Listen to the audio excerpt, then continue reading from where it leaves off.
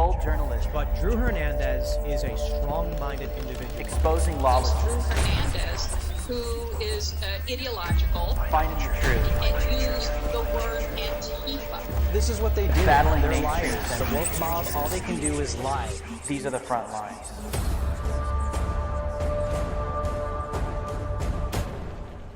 Welcome to TPUSA Live. My name is Drew Hernandez, host of Frontlines. We've got a lot of great stuff today on the live stream. First up here on Frontlines, many leftists threatened to leave Twitter once Elon Musk took ownership, and some did. They're losing their minds. But the great race grifter Shaun King couldn't stay away. I'm diving into that, plus how Taylor Lorenz is reacting to a massive billboard commissioned by Tim Pool that's been put up in Times Square. Spoiler alert, she's still playing the victim. After Frontlines, we'll send it over to the TPUSA Live couch where Jon Root and your favorite TPUSA contributors are talking all about VP Harris' COVID diagnosis, the woke takeover in schools, and they'll be joined by special guest Tom MacDonald. Then Jack Posobiec takes it from there on Human Events Daily with an update on the Durham subpoenas and the Clinton campaign. Then Benny Johnson is back on the block today talking about and asking everyday Americans what they think about our country's problems at the pump. And then finally, Alex Clark rounds out the stream with politics and a little conspiracy theory. Is one of TikTok's most viral stars a closet conservative? Maybe. Probably. They usually are. But by the way, Frontlines is now available on Apple Podcasts, Spotify, and other streaming services. Don't forget to subscribe. Leave a 5-star review right now. If you're watching on YouTube, subscribe, smash the like button, hit the bell notification, and share this video everywhere. If you're watching on Facebook, Twitter, or anywhere else, please reshare this video right now. My name is Drew Hernandez, and you are now on the front lines. Okay, the Elon Musk versus Twitter saga continues to unfold. The woketards, the leftists, the snowflakes within the company are losing their minds. But before we get into that, hey, there's been a lot of things coming out on Twitter as well. A lot of people are calling for President Trump to be back on the platform. He's come out and said he doesn't have any plans of coming back. He's going to stick with Truth Social. We'll see how that ends up. A lot of people are calling for Alex Jones to be back. A lot of people that have been deplatformed, banned, silenced, and literally had their voices executed on Twitter, they are being called to be brought back to the platform. We'll see how this ends up. We'll see what Elon Musk decides to do, but also a lot of people are reporting, even with my own Twitter account, there just seems to be this resurgence. I don't know if it's just thousands of conservatives or patriots or free speech lovers that are coming back to Twitter, but a lot of people are reporting that they're gaining thousands of followers overnight in the past 24 hours. I think I gained like between 3,000-4,000 followers on Twitter. I don't know if the shadow bans have been lifted. I don't know if the algorithm has been changed. I don't know what's going on in Twitter, but it seems to be a good thing. We will see where Elon decides to go with this. Hopefully he turns out to be a good guy, but it's looking good right now. But your boy Shaun King, the race hustler, race grifter, deleted his account last night and came back on Twitter today to say, oh, I was getting a bunch of death threats. Well, here's the story with the Daily Wire. The Daily Wire reports Shaun King, already back on Twitter, claims he didn't throw Musk hissy fit, but was getting death threats. Oh, that's why Black Lives Matter activist Shaun King, race hustler, race grifter, is already back on Twitter after what appears to have been an hours-long deletion of his account. The race hustler wasn't throwing a hissy fit over Tesla founder Elon Musk taking over the social media platform, he claims, but took his account offline because he was receiving death threats. Oh, give me a break. King has not posted any screenshots of the alleged death threats. Of course not, because they probably don't exist. He said, I didn't delete my account, King wrote, in a response to conservative Jack Posobiec, Human Events Daily host, there's the plug. You literally made that up, Jack said. Of course he did, because that's what Shaun King does. He is a race grifter, and he cries woof every single day on Twitter, claiming to be oppressed and this and that. He said, I was getting death threats and hack attempts. This is what Shaun King said. I was getting death threats and hack attempts from your buddies, he's speaking to Jack, who stormed the Capitol and had to make it more secure, King claimed. I'm right here, and you are a white supremacist. Obviously, there's crazy language being used by such a tolerant individual that believes in equality and peace and tolerance. Yeah, that's who these people are. Receipts are right here, Talcum X. One of the responses were taking a screenshot of the offline account. Receipts are right here, Talcum X. That was from Jack Posobiec. I mean, these people are literally losing their minds. But I want to make this point on Sean King. The guy is literally a liar, okay? He's a race grifter. The guy blocks even me when I just at him on Twitter for calling him out on his crap. But this guy just lies, and he tells all of these non-truths all over Twitter, lying that Jack Posobiec's a white supremacist and this and that. It's the same thing over and over again. I mean, he tweeted yesterday saying the reason why Elon Musk is going to take over Twitter is because this is about white power. The lies do not stop. And I'll say this, I support Sean King's right to free speech. I really do. You don't have the right to call for violence against an individual or a group of people. That's not free speech. But I support this guy's right to free speech to say whatever he wants. That's free speech. That's what Elon Musk is fighting for within Twitter. And that's what we're going to see if he actually does deliver. We'll see if he does. But free speech is about being willing and tolerant to listen to anybody that disagrees with you, that may hate you, that may say the most obscene, craziest things against you. It is free speech to allow that person to say that. And just because you get your feelings hurt, whether you're on the left, whether you're on the right, oh, if someone says something that I disagree with, we should just silence them and ban them. Shame on you. You're not even American. Constitution first, 1A first over everything. That's America first, period, whether left or right. Well, the Twitter overlords and the Shadow Ban Council and the woke-tards and snowflakes within Twitter are losing their minds as well. The Post-Millennial reports that Twitter employees are going absolutely insane after Elon Musk buys the company. On Monday, in response to the Twitter buyout by Elon Musk, some of the company's staff are having difficulties coping with the situation. It's pathetic. Give me a break. When announcing the takeover, Musk vowed that free speech was a crucial part of his mission in the first place. A Twitter employee source reached out to the New York Times reporter Talman Smith to express how unsure they are about the future of the company and their role within it. Talman did tweet this, and he said, the source at Twitter continued and said, I don't really know what I'm supposed to do. Oh my God, my phone's been blowing up. We have a meeting at about 5 p.m. The CEO is going to address everyone about it, and it meaning Elon. I feel like he is this petulant little boy and that he's doing this to troll. He doesn't know anything about our policies and what we do. His statement about our algo was effing insane. We're just going to let everyone run amok? Nobody knows. We're just going to let people have free speech? We can't allow that. People are just going to be allowed to say what they want, when they want, and how they want? Oh my goodness, we should not tolerate that. These are the same woke-tards that sit there and say, oh, equality for all. We want tolerance. Everybody should be able to just be who they are. It's the same people. But there they are behind a shadow ban, behind Twitter. They're manipulating the algorithms, and they just want to shut you. How dare we let anybody say whatever they want to say? These people are authoritarian psychopaths. Anybody that wants to silence your speech is a psychopath. Get away from them. Run away from them. Just because you say something that somebody doesn't like doesn't mean that you have the human right to silence what that person is saying because you disagree with how they said it or what they said.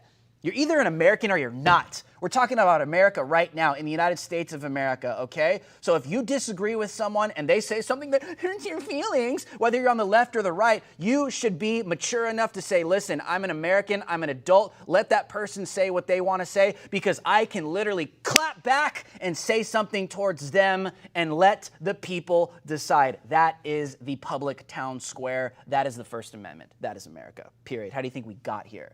But some of these Twitter employees are literally losing their mind. Here's another one.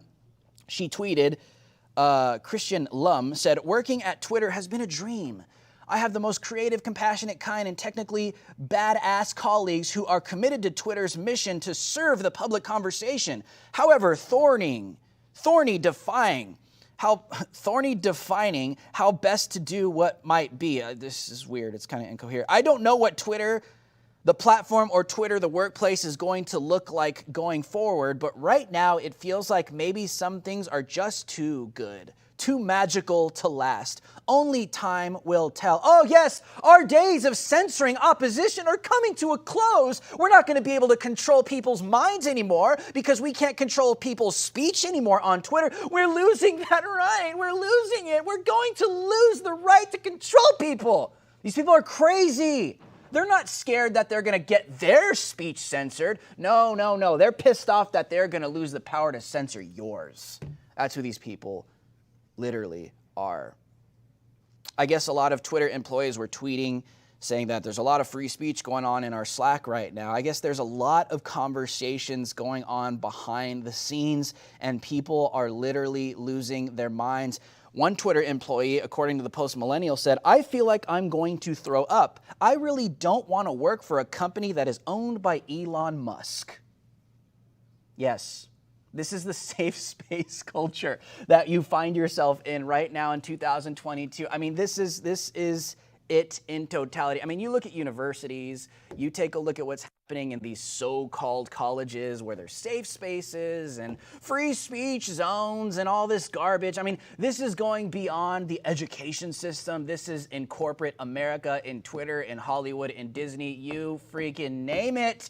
Because these snowflake millennials are going into the real world, into the workforce, and they're taking these snowflake ideas with them, and they think that's the real world, and they're trying to cultivate this reality that's not real and that does not exist. You need to be tolerant to speech that you don't like. That's the real world, children. That's the real world that you literally live in, and you can't just run around silencing everyone that you disagree with or that hurts your feelings. Give me a break. It's a joke. These people suck. Thank God that they're losing these powers. Thank God that free speech is making a comeback on Twitter. It's just gone out of control. Well, here are some more reactions. Corporate media, mainstream media is also reacting. The MSNBC is worried. Here's a clip of the MSNBC worried about what Elon is going to do with Twitter. This is ridiculous. If you own all of Twitter or Facebook or what have you, you don't have to explain yourself. You don't even have to be transparent. You could secretly ban one party's candidate or all of its candidates, all of its nominees, or you could just secretly turn down the reach of their stuff and turn up the reach of something else, and the rest of us might not even find out about it till after the election. Elon Musk says this is all to help people because he is just a free speech, philosophically clear, open-minded helper. Yes, these people want you to think that you're crazy. They want you to literally forget that everything he just said on national TV, on MSNBC, he wants you to forget that everything he literally just laid out. Banning political opposition or politicians. Shadow banning, squishing the reach of any political opponent that you disagree with. Yes, these people are really saying this on MSNBC. They project, we've been saying this, they project what they do onto you or what they've done onto you. And they're trying to say that Elon, and their concern is that Elon is going to be the one to shadow ban political opponents that he disagrees with, or that Twitter as a company disagrees with, or that they're going to deplatform or censor any kind of Does that sound kind of familiar to you?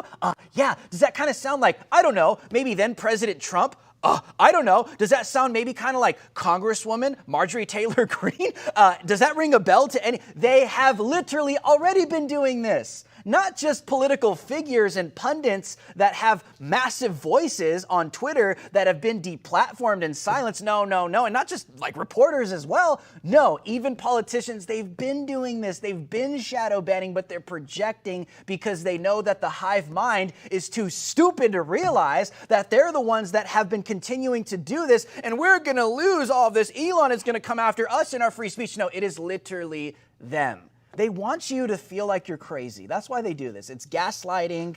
This is part of the agenda as well. They want you to question your reality. They want you to forget that they're literally the ones doing this because they expect you to be stupid. Well, speaking of stupid, here's some more corporate media responses. This is a guest on Joy Reid's show, literally explaining what he thinks Elon Musk means when he says, I want free speech on Twitter.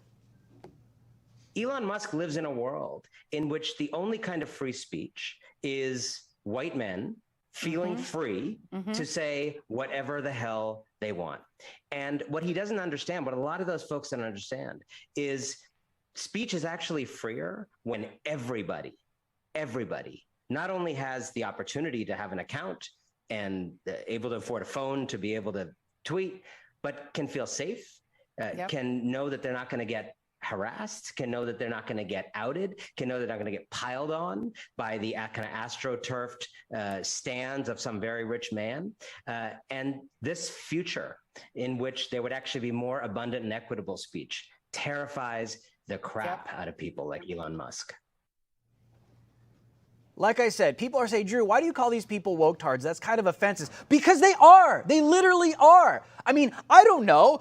Maybe white men being able to freely say whatever the hell they want is kind of like free speech. I don't know. Maybe it is, whether it's white, whether it's brown, whether it's black. That is literally free speech, but they gaslight and they're hypocrites literally within the same sentence, in the same segment, literally on Joy Reid's show, sitting there saying like, oh, Elon Musk's definition of free speech is white men just freely thinking they could say whatever the hell they want on Twitter, but oh, you know what Elon Musk is afraid of? He's afraid of inclusive speech, diverse speech. That's what that guy is saying. Like, no, you are. You're the one that's afraid of that. It's not just about white people being able to speak. It's about all people being able to speak. But he kind of says the quiet part out loud. Notice how he literally starts with targeting white people and them thinking that they could say whatever they want. That is literally free speech.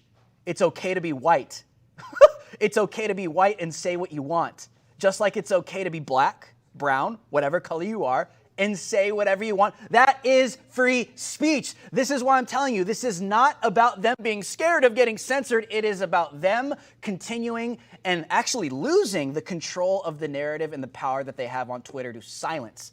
They hate white people. Let's just be honest at this point. That's all they ever do is target white people because they want to put a stamp on white people as white supremacists, silence their voices, and that is what they've continued to do, and that's what they're losing.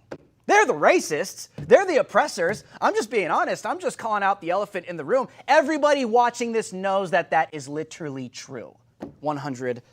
Well, by the way, speaking of woke-tards, a lot of people on TikTok are taking the news about Elon taking Twitter pretty hard. Take a look.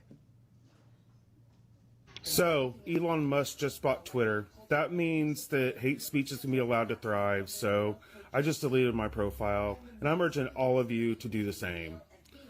We need to make the hashtag boycott Twitter trend on here. It needs to become a thing because it's going to become a cesspool of hate. That's all it's going to turn into.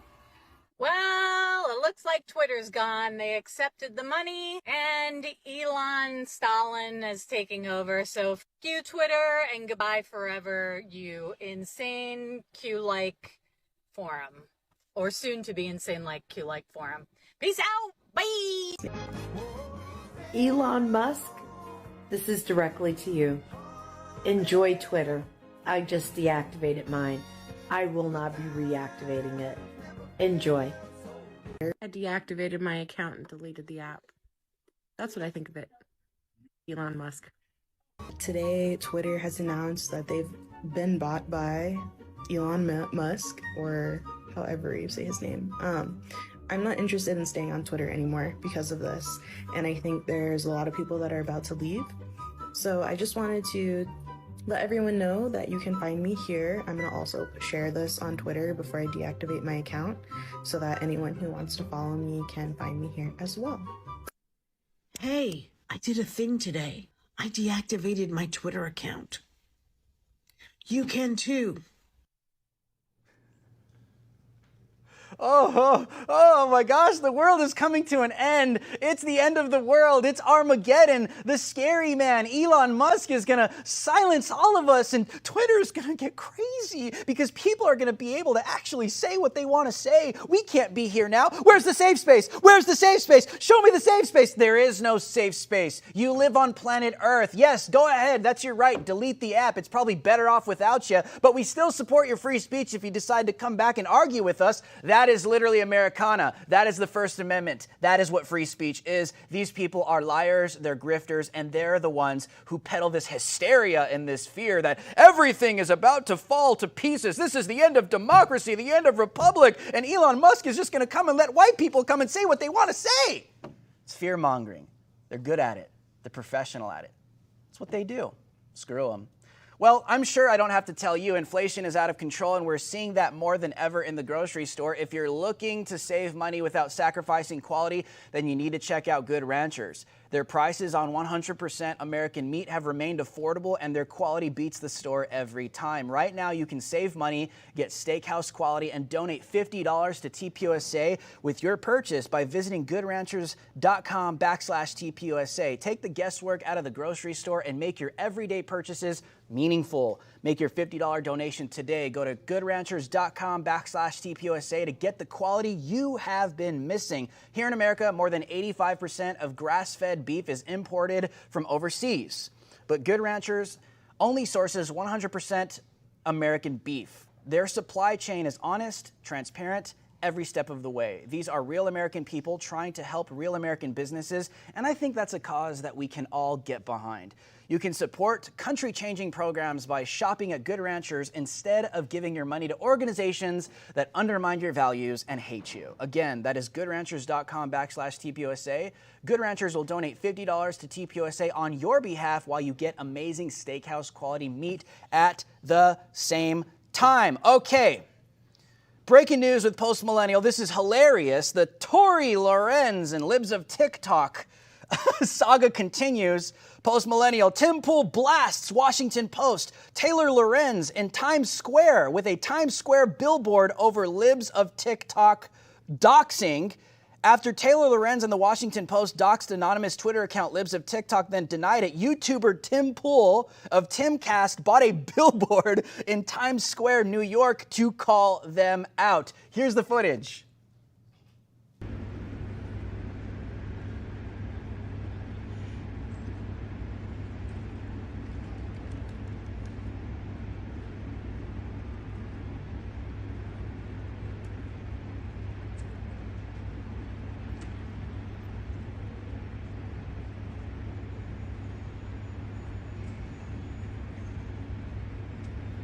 Oh, joining me now is the editor-in-chief of the Post Millennial, Libby Emmons. Libby, what is your reaction? I think this is hilarious. I think it needs to be done, but what's your reaction? I also think it's absolutely hysterical. Bravo, Tim Pool, for doing this. He teamed up with the Daily Wire's Jeremy Boring, who already had his billboard up for Jeremy's Razors in Times Square, and got this message out there. I think it's really funny. Taylor Lorenz doxed the Libs of TikTok anonymous account holder in the Washington Post. The Washington Post then deleted the link that was essentially the doxing with the personal details of that account holder. And then they all claimed that they didn't do it. And then after they pulled the references, the links to the personal information, Taylor Lorenz complained that her family was then being harassed. This after she went and harassed the family of Libs of TikTok, showing up their door, which Libs of TikTok posted, like, look, here's Taylor Lorenz at my family's house trying to get all this information. The whole thing is absolutely ridiculous. And of course, the real victim here is Taylor Lorenz, who may have to go cry on national media again and complain that people are harassing her after she harassed them first. Yeah, she's got to go cry. She's probably got to go get therapy. I mean, it's like, dude, you and I both know, Libby, like you and I have been head to head with like a lot of these deep state stories, Antifa, Black Lives Matter, these people that go after you. They try and find out, you know, where you live, your private information. I mean, I've dealt with this all of 2020 leading up until now. So it's just like, but the far left and their journos, right? Their blue tick journos on Twitter. It's like the slightest thing happens to them, like even remotely close. It's like you try to dox somebody in the name of journalism, and everyone comes after you saying, "Dude, you're crazy! Oh, I'm getting harassed." It's just like what you were reporting on with everyone freaking out that Elon Musk bought Twitter. And now there's a free speech emergency. There's going to be too much speech. It's going to be a disaster. And it's like, really, where have you been for the past couple of years when everybody gets banned and suppressed for saying actual true things and nobody cares? You know, it's just like a bunch of us screaming, hey, men aren't women. And then we get banned and can't say that because you're not allowed to say true things. And now they're going to be very upset that perhaps true things are allowed on the platform. We'll have to see. We don't even know yet. The deal hasn't closed. The ink isn't dry. You know, I think this is a great thing. I think this free speech thing is a great thing. Also, as regards Lips of TikTok, anonymous speech is roundly protected. It's been protected by the Supreme Court. So we already know that's true. Certainly, I can understand the newsworthiness of wanting to know who this person is, but releasing their personal details was beyond the pale, and Lorenz should be ashamed of herself for doing that. But I'm sure she should. Libby, she's a loser. She's a loser. She's a grifter. Nobody knew who she was before any of this took place. But some people will establish, and you know this, Libby, some people will literally establish careers by just going after somebody big. I mean, that's happened with Andy Ngo. The freaking list goes on. Sure. But it sure does. I wanted to ask you this because there's the billboard right there. I wanted to ask you this. She literally, I think she was on Brian Stelter's show. She was on CNN, and she comes out and she says, oh, I did this because for all we know, she could have been a foreign actor. Libby, even if Libs of TikTok is foreign, is Taylor Lorenz xenophobic? Well, I don't know. She certainly got her information from an account that was funded by the German government, and that account has ties to Antifa. So that was pretty interesting as well, to see that she had absolutely no shame in accessing information from an account that was trying to dox the Libs of TikTok account that was funded by the German government. So I'm wondering, has Taylor Lorenz applied for her, you know, you have to apply for that whole I'm a foreign actor thing with the government. I don't think she's done that either. Who's the real foreign actor here, Taylor? Yeah, exactly, because this is what Antifa does. They've done this countless times. They've done it to me. They've done it to Andy, Ian, you. I mean, they literally went after the post-millennial to try and take all of your advertisers. So, like, this is nothing new, but we need to support Libs of TikTok. About it. Yeah, so and I think speak to that real quick. Great. That's nothing new, right, Libby? No, it's certainly nothing new. They come after us all the time. We basically expect it at this point. They think they can take us down. I don't really think that they can. Maybe they'll keep trying. Maybe they'll get sick of it. We're going to keep doing some reporting, and we're going to keep talking the truth on Twitter, just like Libs of TikTok. Absolutely. Now is the time to go on offense. Be peaceful. People need to start speaking out. Has the post-millennial or any of you guys as journalists, I mean, I don't know what's going on with Twitter. I don't know if the shadow bans have been lifted. People are starting to see their follower counts rise. What do you think is the future here, Libby? I've noticed that as well. Hopefully we're going to a place with open and free discourse where people are able to speak their minds and engage openly with one another in debate, hopefully to arrive at better conclusions. Perhaps minds will be changed, perhaps not. But ideally, Twitter, which is such a great space for a synthesis of ideas, which is such it's like an amazing conglomeration of so many thoughts and concepts that all come together.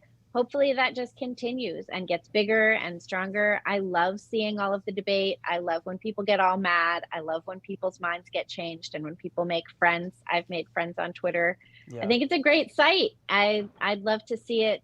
We need them. We need them. Libby, we need each other. Where would I be without these people? Where would they be without? You see what I'm saying? We need each other. That's free speech. Libby, thank you so much for joining me. Where can people find you and all your great work in the post-millennial?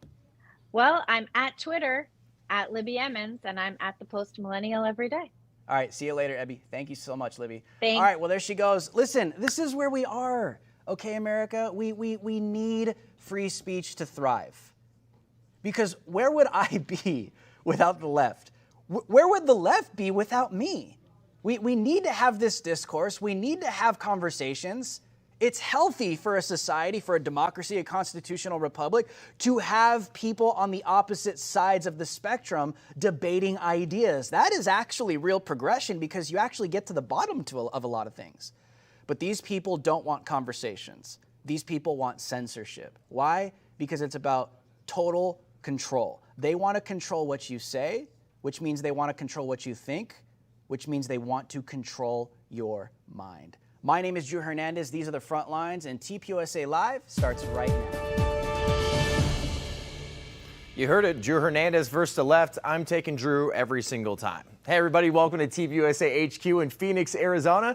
This is what we're covering today on TPUSA Live. First, there's a meltdown happening over at Twitter HQ. I know Drew just covered that. We'll cover that a little bit more. Liberals like Sean King and Senator Warren are absolutely freaking out. And also, there's some other news that no one should really care about, including VP Harris is self-isolating because she got COVID. Good luck, VP. We got that and so much more in the Daily Briefing. Next, rapper Tom MacDonald will join us to discuss his album, The Brave, and his career unapologetically speaking the truth through his raps. Then we have another edition of the Conservative Spotlight with one of our funniest TPUSA ambassadors, Bobby Sausalito. After, we'll explain how the woke ideology is taking over some of our educational systems. And finally, Bill Maher wants to punch young kids in the face? I guess you're going to have to find out if that's really true in one last thing. All right, here we go. TPUSA Live from HQ starts right now.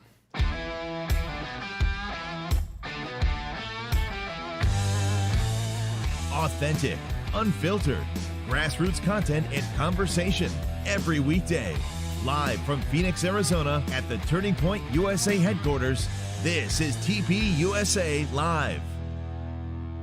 Once again, welcome to TPUSA HQ. It's Blazers versus T-shirts today. Ooh, I didn't even notice that, actually. Let's go. Oh, man. See, we keep it real. We keep it 100. You understand? Oh, yeah. We got Isabel Brown, TPUSA contributor, also TPUSA contributor, MAGA Hulk, Stephen Davis. And like I said, one of the funniest dudes that we have in our ambassador program, Bobby Sausalito. Appreciate it. Thank you so much. Glad to be here. At Take Naps. If you're not following right now, we're going to tell you throughout the show. Follow. This guy's got some good stuff. All right, we're going to start with the daily briefing here. It's an absolute meltdown at Twitter HQ. Think about that. How people are freaking out just because there's free speech. Yeah. Potential for free speech and a true American value. I didn't think it would trigger people like this, but here's a video of an employee. Really? I was just hoping people would have some sort of rationale. Somewhat. Come on. All right, here's a video of someone crying.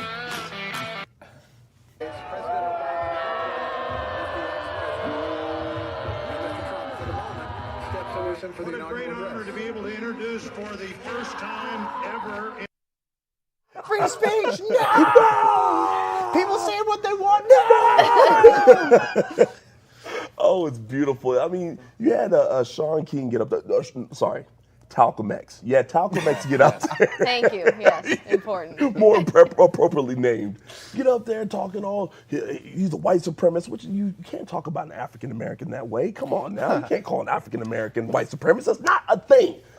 But anyways, that's a tough pick, by the way, too. Sorry to cut you off. Oh, Brutal. golly. You got the full underside of the foot there.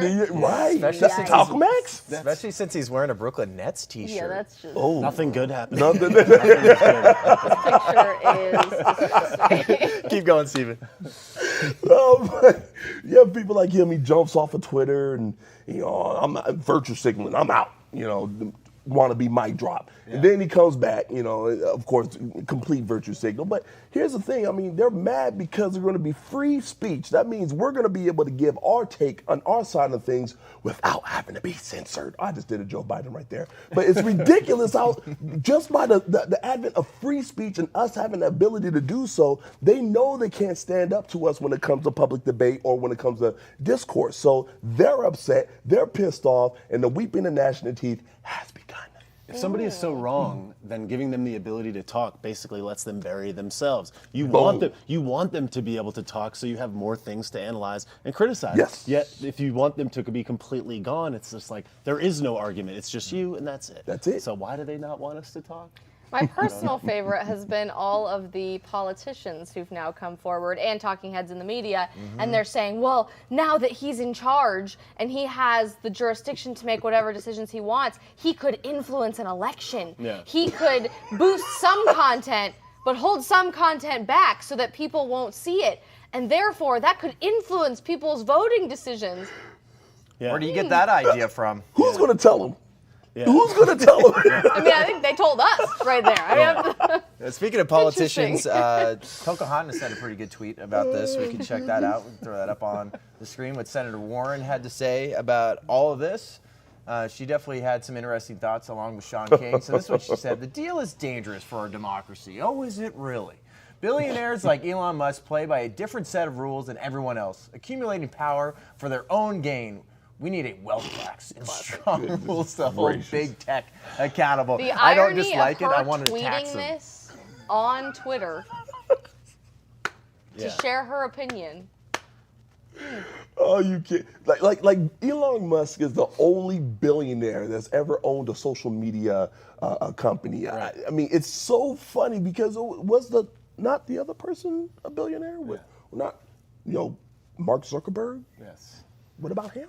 Or, Jeff Bezos owning actual media, not just social media. Yeah. Like, I don't know. They only like some billionaires. No. Don't look at the. They only man like behind some. there. They only like some billionaires. Yeah, They only some like the ones they're like BlackRock. That's totally fine. Yeah. Other billionaires, as long as they say what we want, that's totally fine. But this one guy, nope. And she says things that are backwards all the time. It's like, oh, he needs to pay his fair share in tax. It's like the highest tax Ever paid in the United States was paid by Elon It's like, Musk. is everyone paying attention? Or did we just start today? Is that what they think? Because I know you were laughing at that. It's like, oh, I got to have my little political statement in there too. We're just like, all right, wealth tax. Yeah. I don't just like this wealth tax. Remember that. That's very true. It's just they want to make sure you're thinking, oh, these billionaires, they're going to continue to do this. People that we don't like, they're going to buy up all your stuff. They're already doing that Bill right now. Gates is literally buying all the farmland But that's okay. That's okay. that he possibly can in America right now. Let alone the internet space. Okay, let's ignore the metaverse. Let's ignore social media for a minute. Yeah. Talk about actually buying things and taking away from people. That is exactly what Bill Gates is doing right now. Truth. But that's fine. That's actually a good thing. Plus, the wealth tax does nothing. What would a wealth tax change about Nothing. his The top ability to do his- 1% already change nothing. pay nearly half of all income tax in America. That's right. So. Boom. Also, too, a lot of people are thinking, is President Trump coming back? So Nope. he said, I'm not going on Twitter. I'm going to stay on Truth. He told Fox News, I hope Elon buys Twitter because he'll make improvements to it, and he's a good man, but I'm going to stay on Truth. He also said he's going to begin truthing over the next week. So everyone's been wondering, where are you? I have thoughts. Yeah. I think what happened yesterday is something to celebrate, yes. There are consequences to this and caveats to this that nobody's talking about because we're so caught up in, oh my gosh, free speech, yay, we're so excited about this. Yeah. There are other conversations that are going to have to arise because of this and the consequences associated with this action. What is going to happen now to the Parlors and Getters and Truth Socials of the world? I don't know. I don't know if they're going to become obsolete, if this new parallel economy that we've been investing in and building in and creating a better alternative to this platform is all of a sudden just going to crash and burn and die. I hope not. I very much enjoy my experience on Getter a lot more than I do on Twitter. I hated Twitter long before those were even in existence, but I think that's a consequence we have yet really to consider. Similarly, Twitter only has about 400 million active users, and that sounds like a huge number. I realize that in and of itself is huge because that's larger than the population of the United States, but Facebook, Instagram, Pinterest, Snapchat, even LinkedIn, and of course TikTok all have more users on the platform than Twitter, like 3 or 4 times, if not more, as many users. TikTok has 1 billion active users across the world. 20% of all people with access to the internet on planet Earth are on TikTok. Just think about that for a second. So I don't think this is going to have the same rippling, catastrophic free speech is back effect that the media is leading us to believe that it will, because people were already not as active on Twitter. For like years and years and years, they haven't been growing as a platform. Well, then maybe Elon can do that. I hope he would be able to make this the new hub where everybody goes and hangs out. I think there's consequences to that, and our friends at Getter and Parler and Truth Social are going to figure out what this is going to mean for them. I've been watching Getter quite a bit. Mr. Miller over there, Yep. what he's had to say on news stations and everything, because I mean, they've invested a lot, like you've said. And I've really liked Getter because you have just longer form videos, live streaming seems to be working really well. They have basically TikTok as well through Vision is what they call it. But I think they're doing a good job. So I don't know. I don't know what's going to happen. I think Parler's already been long gone for a while, but places like Getter, like that was the best alternative. I've really enjoyed it. And their team over there, I know we've had them on this show, really awesome people that want to do good things. So we'll see. I don't know. I would love to be proven wrong and see Twitter become the #1 platform and we love free speech and all of that. I don't think that's going to happen, regardless of who owns it. So. Well, the competition is a good thing. Anyone saying that in the marketplace this thing is allowed to exist, and if advertisers will go there and support it, and more people will start moving content there, it may incentivize the other platforms to start kind of taking notice. Because if you're going to compete in a free market economy, that's a good thing to have. So even if we don't like it, it's a good thing certainly because it's going to prove if the advertisers are there and they're actually clicking through and it's working, then it could be good for everybody. All right, last thing we need to cover in the daily briefing before we take a little break, and then we're going to talk to rapper Tom MacDonald. I love Tom MacDonald. Dude, that guy's such a beast. I have him on my entire playlist working out. I feel like it's just Tom MacDonald now. Fantastic. It's good stuff. But BP Harris, she's got COVID. I think we're still talking about this, right? Luckily, she's self-isolating. She's not around Byron right now from statements that we're hearing. But it's I can hear this photo. Same. Oh, self-isolated. Crusty. Fantastic. I can't. But there's a significance in the passage of this time, though. Oh, so significant. Very significant. Yes. So this is huge. Hopefully, too, like she just able to just be fine, get through it in a week or whatever. But I don't know why we're still having to report on these things. Yeah, if you haven't had COVID at this point, like you are more of an anomaly than somebody who needs to publicly announce I've had COVID. Right. Many people have had COVID 3, 4, or 5 times at this point. So just do your thing.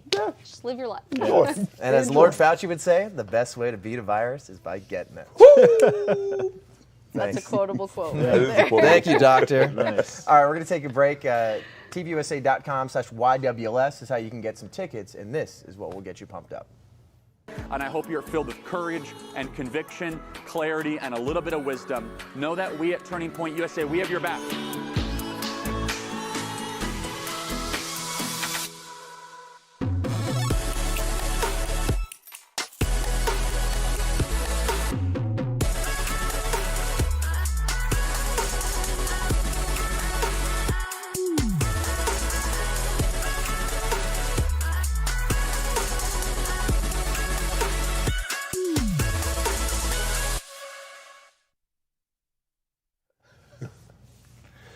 Welcome back to TPUSA Live. We're at TPUSA HQ. I'm Jon Root, Isabel Brown, MAGA Hulk, Stephen Davis, and special guest Bobby Sausalito, TPUSA Ambassador. Yes, sir. Love it. You are seriously, you're a funny guy. Oh, thank you so much. You are really, I know. Appreciate that. We had some funny guys How here many yesterday. times is John going to say it? I like it. It's gonna be Every the whole show. segment, I'm we're going to fine start with it out. I'm We love it. I'm all right with it. I'm fine with it. Funny guy right here. He is. I know you were here yesterday, too, and you were helping put together like a lot of social content with the team here. But yesterday's show was off the charts. Oh, so I'm not that funny now. No, you're funny. I think you're the funniest guy. He brought me to get a couple bags, man. It's like, actually, yesterday was a lot better. That would have just been a comedy overload. Oh, that It probably would would have, have, yes. yes. I can't freestyle rap, so. You know who can, though? Tom MacDonald. Yes. This is true. I know, self-proclaimed, and I think 100% he's the best independent rapper in the industry right now. He's absolutely incredible. He's been featured on the Billboard Hot 100, and like I said before, he's got a lot of music on my playlist. Tom MacDonald, welcome to TPUSA Live. What's up, guys? Thanks for having me. Yes. Oh, man. All right, Tom, first and foremost, so you got The Brave that just charted at number 4 on Billboard's independent album charts, number 14 on the Billboard 200 chart overall. But unlike other people in the industry, you're just talking about what's going on in the world, and you're able to use it with your art form in such an incredible way that makes a difference. Thanks, man. Yeah, it's and I'll actually add to that. We did the number 4 on the independent albums charts. We did 14 on the Hot 100. We also had like 11 number ones in other categories digital sales and hip hop sales and stuff like that, which is pretty like astounding for an independent project. But yeah, man, definitely doing like a little bit of a different flavor of hip hop. That's for sure. Some of the things that I love in your new album is I got a song, I Don't Want to Hear It. You're sick of the drama. You got White Boys. I've definitely been playing that. Makes it feel a lot more hardcore, Tom. I'll tell you that for sure. But you're calling out the FBI. You're talking about basically this new world order that politicians are bringing out. You're talking about elites. Everybody wants to blame white people. You're talking about double standards, abortion, elites. I mean, there's nothing that you don't cover in this new album. Yeah, I think that's one of the most beautiful things about being independent and, not having like any industry entities behind us or using their resources or being signed to one of their labels or, having any type of handler of any sort that's sort of associated with the entertainment industry. It's not only has it been more financially lucrative to do it all by ourselves, but it's allowed us to maintain some sense of sort of artistic integrity and just total freedom in talking about what we want to say. And that's always been so important to me. Like I remember as a child, my dad introduced me to like the Led Zeppelins and Pink Floyds and Janis Joplins and Steppenwolfs of the world, and he used to tell me, rock music is great. There's a lot of great rock songs, but rock and roll's always been more about screaming the truth at the top of your lungs. It's always been more about that than it has been about the actual music.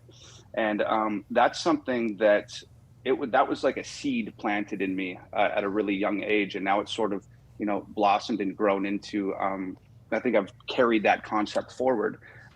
So, I'm a rapper and I make hip hop and stuff, but at the end of the day, I think what I'm doing has more in common with the spirit of rock and roll than anything else. There's a very interesting trend happening in music right now, utilizing the power of social media, namely TikTok, to become very well known as an artist and to have your music start trending and then go from there with your career versus the backwards way that we've traditionally done it of signing with a record label, then growing your following and your base, and then having to peel away from that if you start to have a difference of opinion. Do you think that's really the future for hip hop and rap? I'm seeing a lot of that in country and pop right now, but I'm curious what you're seeing. I mean, it might be. It's the space is, it's always changing and always evolving. So like things are going to, TikTok's popped off. That's the hot thing right now. And that's what's working right now. There's also been the introduction of NFTs and crypto and NFT record labels and all these different types of stuff. So it's really difficult because the things evolve so quickly to be able to tell like, okay, so TikTok's working right now, but is it going to be working 6 months from now? Is it going to be working a year from now, 2 years from now, 5 years from now? Who knows? But I am seeing like similar things. Like I'm not really on TikTok because I was having a lot of fun on TikTok for quite a while. And then I started posting like little videos of like lyrics to my songs and stuff like that. And all of a sudden my TikTok it just welcome, brother, to TikTok. It just died, and people are hitting me up saying like, hey, like my TikTok got shut down because I posted your song, or they've muted the audio on my TikTok, or da-da-da-da-da. So I kind of just like abandoned TikTok, but I do see the trends that you're talking about. Like I see my girlfriend uses it a lot. So, she's flipping through her TikToks and, I'm like, what is that? What is that sound, that song that I keep hearing? And she's like, oh, it's this song by so-and-so and da-da-da-da-da.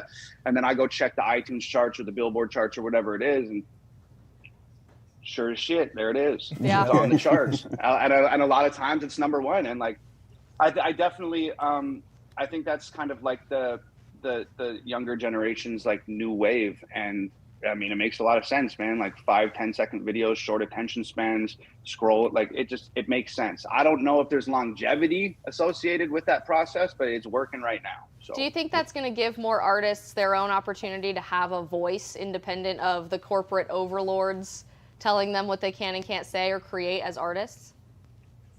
No. I think it's going to give those types of opportunities to artists that fit inside the mold and are packaged properly and are saying things that are acceptable by sort of the mainstream standard of what's acceptable. I think it's definitely going to benefit those people. But as for people like myself, like I get on there and post a verse from White Boys or post a verse from New World Order or Brainwashed or Politically Incorrect or a plethora of different songs. I get on there and post that, and like the video of me like Dancing with My Girlfriend gets 1 million views, and the video of me posting some really potent, impactful lyrics that gets 5,000 views. And people's, like I said, people's audio gets muted, their TikToks get shut down, videos get removed, So I'm sure it'll be beneficial for, you know, for the people that keep it in between the lines, but for people like me that drove right off the road and started off-roading through the farmers' fields, like, it's not to benefit me. The farmer's field that Bill Gates owns, I'm sure. Yeah, exactly. So I got to ask, so you know, I appreciate what you do because you speak to social issues. You speak to the things that are really going on and affecting the world today, affecting especially America. Now, that's what rap used to be about, where they actually used to talk about actual issues as opposed to, you know, thugs and drugs and all that type of thing. So, but my question to you, have you gotten any people in the mainstream trying to reach out to you, trying to do collabs and things of that nature, or is it mainly, do they kind of leave you alone because you tackle those issues that are quote unquote a taboo for them to be able to talk about? I've had a lot of sort of mainstream guys reach out and just say like, hey man, like, respect the art, respect what you're doing independently, and sort of give me like, you know, my big ups in private.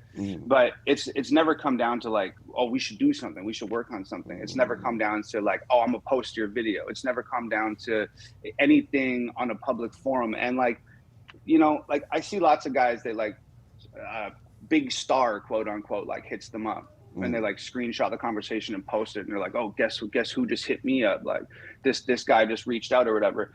And like a lot of these guys are working, whether they agree with the way the system works or not, they're working within it. And like out of respect for them and their careers, I would like never be like, "Oh, and this guy hit me up, and that guy hit me up," and so I'm, you know, like. It's just trying to be responsible. Like it could really negatively with cancel culture and mob mentality and all this types of BS. It could really affect somebody's career in a negative way. So I think like the only person that's ever that, you know, you might be able to call mainstream that's hit me up privately and then took that a step forward and went publicly with their sort of, I wouldn't know if I'd necessarily call it support, but respects what I'm doing would be Royce da 5'9". Okay. So, and that was a pretty big moment for me. Like that's somebody that I grew up listening to. Like that Royce is a huge entity. He's a legend in hip hop, very well respected, talented, you know, icon in hip hop. And watching Royce from the outside, you wouldn't necessarily think that Royce would take the time out of his day to entertain what I'm saying or have a conversation with me. And I've spoke to Royce at length on the phone numerous times, and we disagree about tons of stuff. And when it's time to get off the phone, it's like, all right, bro, yeah, I really appreciate talking to you. I'll talk to you later. Bye. And it's never turned into like this weird combat that you see online all the time. So. Well, isn't that a beautiful part about our country? We were just talking about Twitter, how there's certain people like, oh, I want to leave the platform. It's going to get crazy. I kind of hope these people stay. And I hope they are able to engage in conversations, because the only way we move forward and bridge some sort of gap is if we actually talk, whether that's on the phone, maybe in replies on Twitter or something like that. I definitely do prefer in person. I think those are so effective. But what's interesting about your story, Tom, is you're from Canada. And then you ended up moving here and you realize, you know, this is a beautiful country and I'm going to do whatever I can to fight for these values that I moved here for. Dude, it's, you know, I've been all over the world. I've toured with Onyx and Cool Keith, and I've been through Europe multiple times and spent the first, you know, half of my life in Canada. And Canada never really felt like home to me. And I thought that when I was going to go tour through Europe that I'd end up in Paris or London or Athens or Crete or Barcelona or someplace, and I'd finally find the place that felt like home. And I never did. And then I came to the United States with $800 in my pocket. My dad dropped me off at the airport. He shook my hand, and while he was shaking my hand, he said, you know, he paid for my flight. He gave me $800 in my grandfather's wallet at the airport, and he said, hey, you got one job when you go to America. That is the land of opportunity. live up to your potential, please. And he shook my hand, and I got on the flight and came here. And, you know, I think that a lot of people sort of have this vision in their head of what the American dream is. And I think they picture like a disheveled family, like arriving on the shores of America, like on a little wooden raft, and they're starving. And you know what I mean? And maybe at one point in time that was accurate. But these, in my situation, it was, you know, a kid with a dream from Canada and $800 in his pocket. And he came here and fell in love with the country and the people and the concept and the American spirit and the freedom and this country, or maybe more to the point, the people in this country have helped me realize the only dream I ever had in my life, and that was to be a musician and reach as many people as possible. So for that reason, I feel like I am forever indebted to this country and the people in this country and the people that fight for this country. It's without question in my mind, and like I said, I've been a lot of places. The United States of America is the greatest country in the world. Don't at me. There's no conversation. Period. That's it. It's so often, too, we see people that come from different places. They appreciate America so much more. And also, they're the people that could probably pass the Constitution test. A lot better than people that live here in America. But before we let you go, Tom, let people know where they can get brave and listen to the rest of your music. Also, your music videos, too. Those crack me up all the time, too. Those are very, very well done. Thanks, man. Yeah, they're all shot by my girlfriend. I make all the beats, write all the songs. My girlfriend, Nova Rockefeller, shoots all the videos, edits them. So yeah, totally homegrown operation, no managers, no labels, nothing. The albums can be grabbed on my website. That's www.hangovergang.com. It's also the first digitally released album we've ever done. So it's on iTunes and Amazon and Apple Music and Spotify and all that stuff.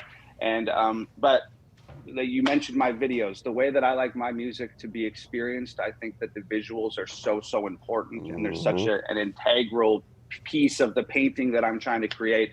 So if you really want to get a full gauge on what it is that I do, youtube.com/Tom MacDonald official, or just go to YouTube and search out Tom MacDonald. You'll find it there. You won't be disappointed, people. Definitely listen to his music. I know a lot of us here on the couch and here at Turning Point USA HQ listen to it all the time. Tom, thanks for joining us. Hey, I appreciate you guys having me, man. Much love. See you, Tom. All right, we're going to take a quick break, and we're going to be back with this funny guy. Did you know he's funny? Bobby Sausalito, TPUSA Ambassador. We're going to get him on that conservative spotlight. We'll see you guys in just about 30 seconds. Open borders, shameful abandonment, disregard for human life, the prospect of more mandates and lockdowns, and the list goes on. Now, more than ever, we need to stick together. Voting alone is not enough. We must use our dollars to support like-minded companies fight for our rights and our beliefs. Patriot Mobile is America's only Christian conservative wireless provider who shares your values. Last year, we gave more than $500,000 to our causes, and with your support, we'll give more than $1.5 million this year. It's time to band together and support companies that truly love America and fight for our freedoms. Will you join us? Welcome back to TPUSA Live. We got Isabel Brown, MAGA Hulk, Stephen Davis. I'm Jon Root, and funny guy, Bobby Sausalito, TPUSA Ambassador. We just had Tom MacDonald on. If you're just tuning in, make sure you go back and watch that. I know we were just talking about during the break how it's almost like you got the snaps at church, or just like amen every single time you hear a lyric from that guy. It's like, yes, that's spot on. Yeah, exactly. But the spotlight's on you now, Bobby. Hey, all right. Are you ready? I will accept, yes. I'm here, I'm present. But obviously, you're a self-proclaimed loudmouth New England Guido. Yeah. Living in South Florida, the free state of Florida. Yes. But you're another one of those people that's amassed a huge following. Over 200,000 people follow you on Instagram because they want to hear your takes. And you also want people to take naps. Where did take naps come from? I made the handle in 2013, not really thinking much of it, and I was just looking for memorable phrases, and I didn't know the account would become what it was. And I was like, naps, I love a nap, I want to take a nap. And I was like, take naps. It's easy to spell, it's easy to remember, and it ended up being an identity all on its own. People don't remember my name very often, but they'll just be like, are you take naps? That's awesome. Yes. Fantastic. Yeah. That's fantastic. Yeah. But what's something right now that you feel like people should be focusing on social media? Obviously, a lot of us here, we're going to react in real time to what's going on. Like Twitter's a big thing right now. We're going to see like libs of TikTok provide us a lot of great reactions to crazy content out there. Like what's something you're focusing on or your audience wants to engage with? I think that I would encourage most people to create and be more comfortable just putting things out there and creating things, because I was making videos not knowing what would end up happening from them. And I think it was Gary Vee that said you're only one piece of content away from your big break. Yeah.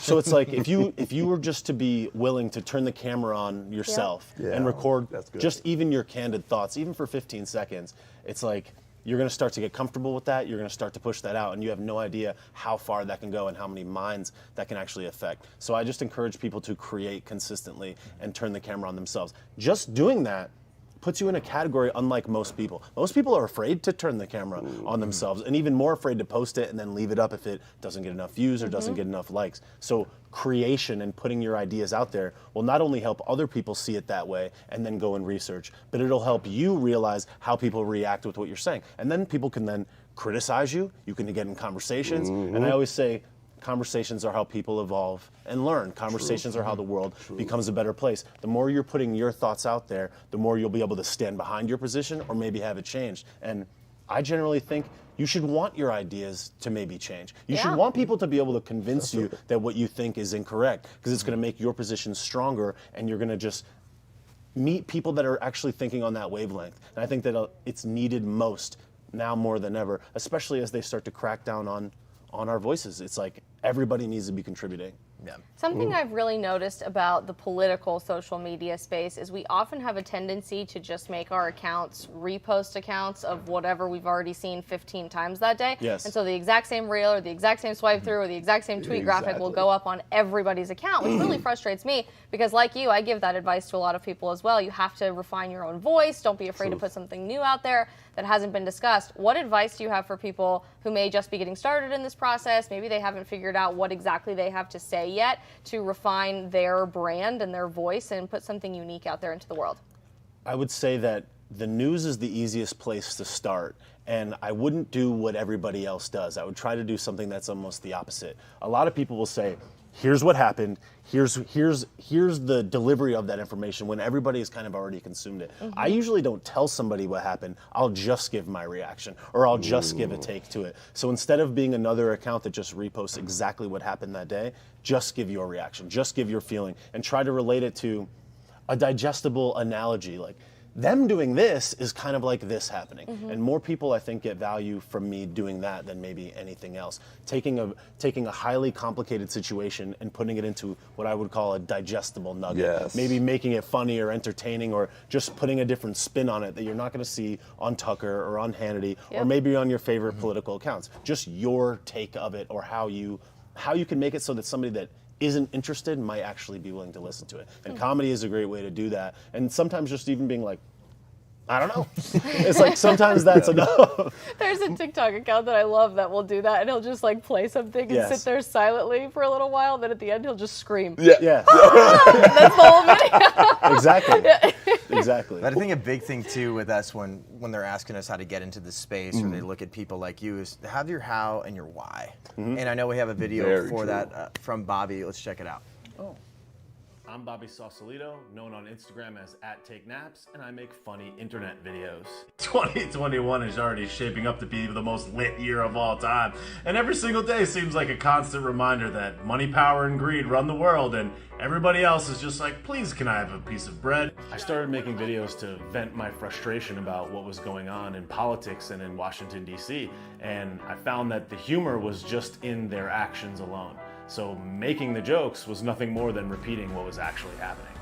On today's episode of Shanghai Joe and the Dumpster Squad Ruins America Part 3, I gotta admit I'm pretty impressed by how our friends on Big Blue still managed to poop on a sandwich. I didn't set out to grow my account. It just so happened to work because it was the right place at the right time. It created the right amount of value for people that were frustrated about life. He was a funny guy. I love That's why I that. said it a million times So already. funny, he's the funniest guy. Yeah. No, but the how and the why, 100% is where people need to start. Because Yes. if your why is, I just want to get big on social Yeah. media, No, you're that's doing right. it for the wrong reasons. Yeah. And then how are you going to do it? Sometimes it's as simple as, like you said, just put your face in front of a camera and be authentic. Because too many people are trying to be somebody they're not. Yeah, I think purpose is the thing You are about. there? So funny she But we're choked good. on What you It's so telling me? funny. Look at No, we're fine. workplace injury. I think that the purpose, like, I was a web developer for 13 years. I built a ton of websites. It was a fulfilling job in theory. Like, it financially provided for me, allowed me to be creative and be an entrepreneur. But there was never like a purpose. There was never at my funeral, what did I actually do? I created this business. I created these business marketing tactics or whatever. Man, Bobby could make websites, Yeah. I tell you On that your for sure. headstone. Right. So we made a website for his funeral. Yeah, but the purpose is the thing that really made it all happen. Yeah. When I think about comedian, I always was like, is that enough? I'm gonna make fart jokes. I'm gonna make people laugh. Is that enough? Can my life be summarized by that? What would be more purposeful than that? Obviously, making people laugh and bringing joy is important. But what's the other piece? Could I do more than that? And I think of people like George Carlin that in a lot of ways were a deliverer of the truth. And it's like, if I could actually change the way that somebody thinks about issues and thinks about the world and bring joy, what a double whammy of purpose. What another level of kind of like altruism for the world. It's like I'm a truth distributor that happens to put it in a package that's digestible by most people. And I think that the humor is like, it's the Trojan horse for the truth. If it's like, I'm not even really trying to be funny. It's just so stupid that I don't know what else to do but be funny. Because I'm like, I don't even know. Is this what's happening now? Is this what we're doing? So I think that that's like the real purpose that drives me the most. It's like, I want to be funny every day, but what I really want is for the future generations and the current people in America and around the world to live a better life, to make more money, be more financially free, be more mentally free, and be more capable of identifying a problem in real time as it happens. Seeing a situation and being like, I really think that's kind of BS what they're saying. Let me look into it. And I always say, do more research. That's kind of like my main thing. I want people to do more research. And that, to me, is like the most heroic thing that I can do at this time. It's like, use a thing that I'm strong at and get people to think more and think differently. And that's really all. I'm not telling you what to think. I'm trying to tell you how to think. Amen. So in this day and age, I mean, it seems to be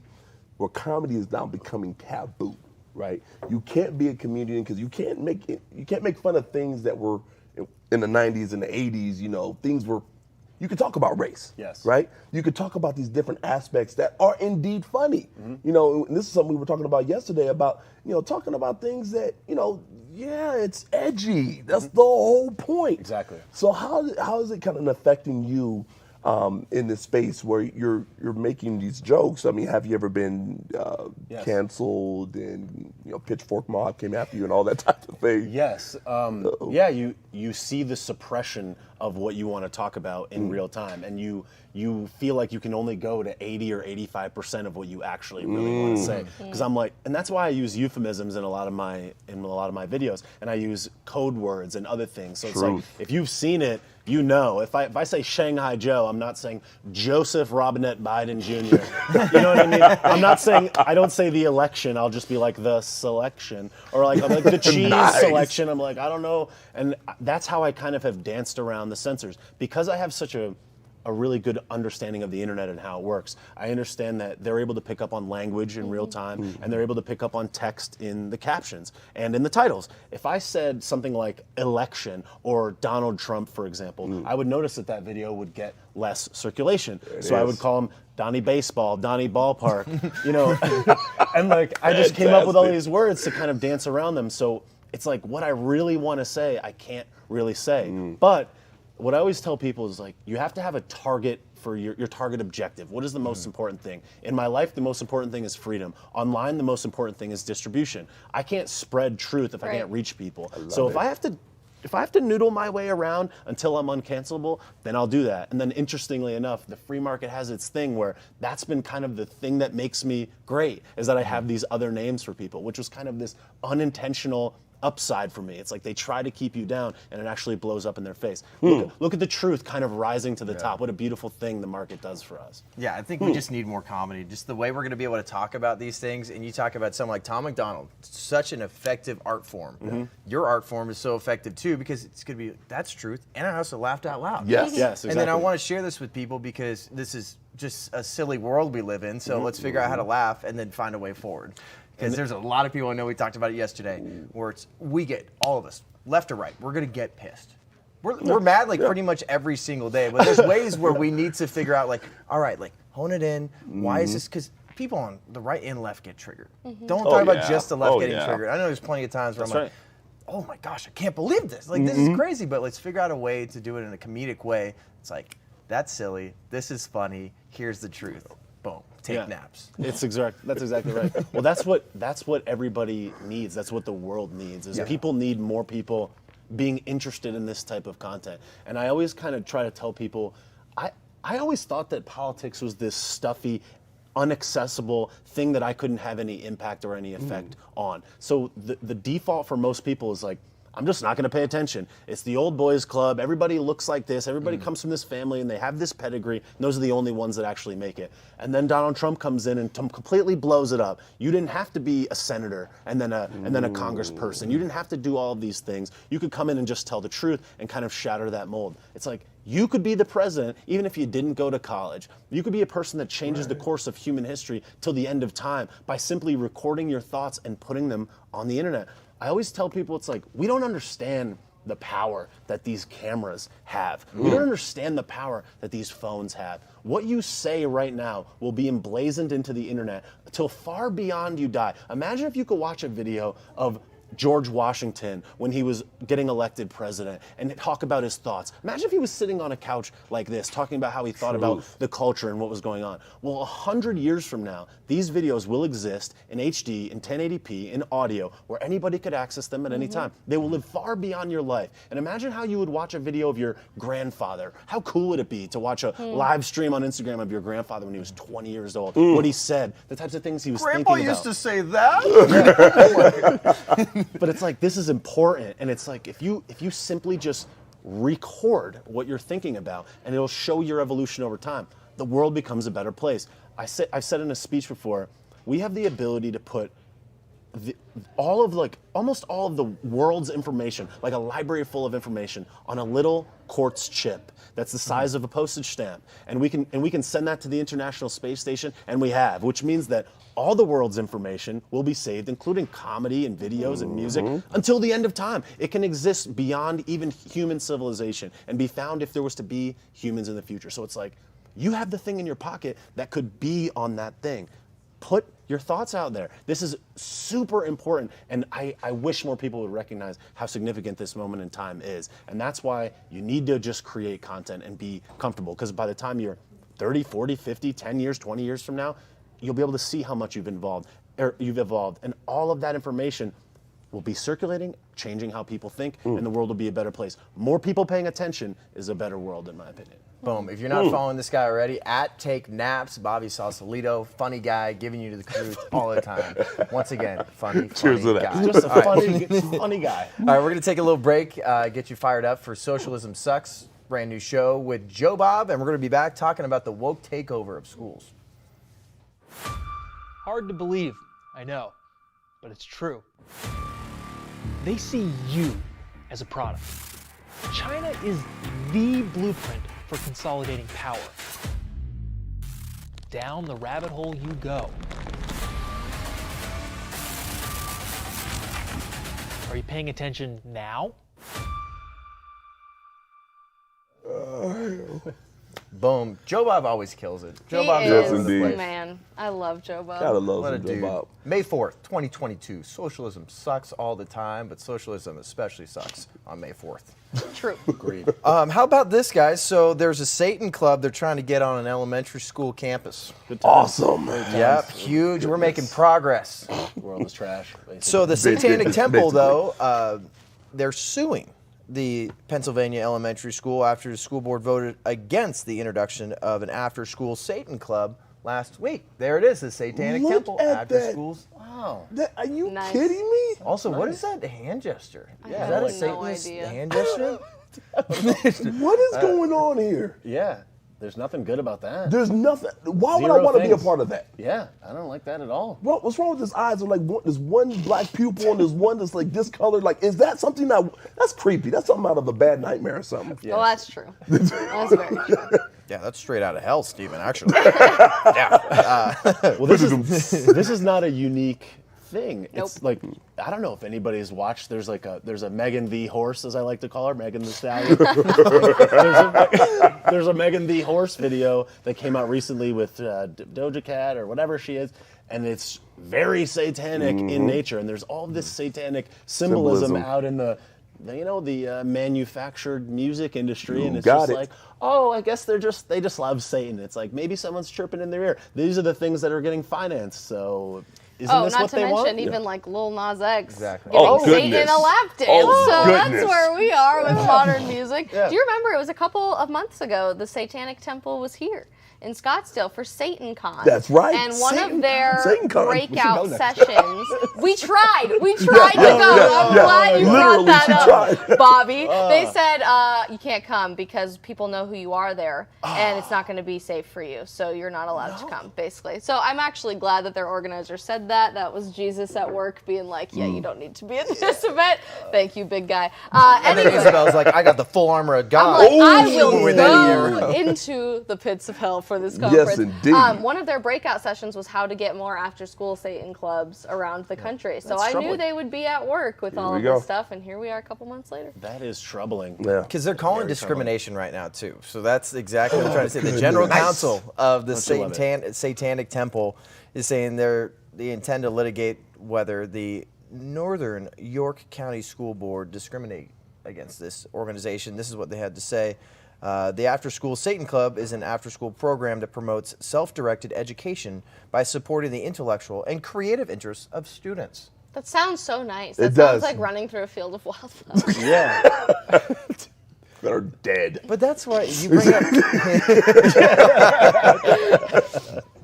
But I think oftentimes we think of satanic stuff as just like obviously fiery, black, red. But we know that things are wrapped up in a bow and it looks really nice. And that's the way Satan works, that they're going to start wrapping this up where it's like, no, we're talking about the creative process. And this is an after-school program that adds to creativity and education beyond just the school hours. And Well, even how they explain that at the beginning, what do they say, the self-education, like self-pursuit? yeah, of so intellect? self-directed education by supporting the intellectual and we go with creative the interests self. of students. So that was what was really interesting to me when I started very deep dive researching into SatanCon in preparation for trying to go. I talked to several people online, went back and forth on a reel that I posted, lots of good conversations, and everybody unanimously was saying, well, we don't worship Satan, we worship ourselves, we worship humanity. I'm like, that's kind of That's like exactly what you are doing, though. You are worshiping Satan by worshiping yourself, but that was the whole thing. So this is how they've tied it up in a really beautiful bow, is they're like, well, we're trying to allow for self-actualization to humanity's highest potential, and we're worshiping ourselves through the Satanic Temple. They're manipulating language. That's That's like the diversionary tactic of today's like modern trickster. They're just like, well, if I package it up in this bow and if I make it sound this certain type of way, you kind of throw people off the scent of what you're actually trying to say. And then if you actually say something, well, they can change the word. They can change what that word means. Well, this word is now offensive. We can change it in the dictionary that only appears online, and that word is different the next day. It's like if you go back into an old dictionary and look at certain words, they've changed tremendously. Like the word inflation, for example, and a variety of others. It's like if you have the ability to manipulate what words mean, then no one can really find what you're doing. And you can just slide through. That's exactly what happened in Orwell's Animal Farm. Yep. So this other one too, so the University of Waterloo's Faculty of Environment has called for tenure for only self-identified women, transgender, non-binary, or two-spirit people. What's a two-spirit person? What is that? Demonic. It's I would demonic. like to That's what it identify. is. That's exactly. Yeah, two spirits today. You know what I really love about that list? Is black people are not diverse enough anymore to be even atop the intersectional scale. You People know what I'm of saying? color, they're like, You had a really good Yeah, run. You're done now. You have a month, okay? Ron wasn't present, we'll be honest. But it's over now. February's Sorry, over. black people. They're like, but are you two-spirit? Do you have two spirits? Are you a black person who's two-spirit? Yeah, exactly. You might consider you that. I'm a black woman who's I'm also transgender though too on certain days, and I'm non-binary, and I'm On two-spirit. Mondays, Wednesdays, and Fridays. Yes. Yes. Yes, that's right. What a troubling world we're in right now. This is crazy, man. And I think this was interesting too. So even though University of Waterloo is a public institution that prohibits discrimination based on gender and other things, like now they have this special group that like, you are the only people that should get tenured. And that's going to show us how basically, I mean, I feel like there was a push for anti-racism, and then now there's a push for anti-trans, and then there's going to be anti-something else. It's like, look at us. We really care for these people. What? At the expense of others. That's it. Isn't that still discrimination? Yes. It's kind of like when you go to Planet Fitness, right? And they say, you know, we're a judgment-free You're going zone. to Planet Fitness? I am not going to Planet Fitness. Just to clarify. Yeah. Says a lot That's a good point. Steven, yeah, I thought you were better than that at the gym. I'm sorry. But I remember I was training this young lady at Planet Fitness, right? So I go into this place, I mean, judgment-free zone, all this type of stuff, all this type of ideology they peddle. And then I went in there and I had my little tank top on, you know, whatever, whatnot, showing little games. And then I went out there and these people are like, well, you know, do you have another shirt? You're kidding me. Kid you not. Kid you not. Can you put on another shirt, something more with sleeves, you know? I'm like, wait a minute, I thought this was a judgment-free zone. Can girls not work out in sports bras anymore? Well, either? not if you're in shape. I mean, they literally discriminate against you if you're in shape. I'll tell you what, though, more people need to put clothes on at the gym. I will say that. There's times where, like, this isn't the Encore Beach Club. Just right? saying. We're working out here. All right, well. I support that personally. I wear with as little as you like. I'm all right. You're like, I am not working hard enough. To add to this tenure discussion, if you want to end tenure for white men and people who don't self-identify as two-spirited, I am all about it. Let's just end tenure for everybody while we're at it, because that would be my first act as president of the United States. About that? Or president of the world, of Earth, as Stacey Abrams has now been crowned. Yes. So let's just get rid of it. I'm okay with that. But another part about this, too, I know I was bringing up, like, they prohibit discrimination, but it can implement special programs under the Ontario Human Rights Code that are designed to help people who experience hardship, economic disadvantage, inequality, or discrimination. So they're identifying people as women, transgender, non-binary, two-spirit. You guys are in that category. So, and then also got a nice little definition of two-spirit from the producers back there. Oh, fantastic. Two-spirit refers to a person who identifies as both a masculine and a feminine spirit, and is used by some indigenous people to describe their sexual, gender, or spiritual identity. So it sounds like you are confused. Yes. Sad and sounds confused.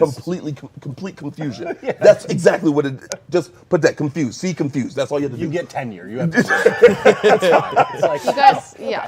You self-identify as confused. Yeah, you got tenure. You got tenure. Congratulations. If you've ever seen How I Met Your Mother, I just feel like Barney right now. Like, Canada, why? Why do we let you be a country? It's just like everything you do. This is the same country that takes away children who self-identify as LGBT from their families if they're not okay with it. Yeah. Like, the government has the legitimate right under their Human Rights Code, which I know you just mentioned, to just like pluck the child out of the family, and that's what we're doing now. So disgusting. Speaking about kids, though, Bill Maher might want to be punching kids in the face. Hey. Maybe. You're going to find out right after this break for one last thing. Stick around. All right, guys, you have signed up, right? You've joined freedomsquare.com. If you haven't, why not? This should have happened a decade ago. How did somebody not think of this earlier? If you're a business owner, we have a business directory to promote your business to patriots across the nation. So if you want to buy American, if you want to sell American, we have a business directory. Whatever it is, go now. Join us in the fight for freedom. Welcome to Freedom Square. Sebastian Gorka, thank you so much. I'm Jon Root, Isabel Brown, Stephen MAGA Hulk Davis, and funny guy for the rest of the show. This voice.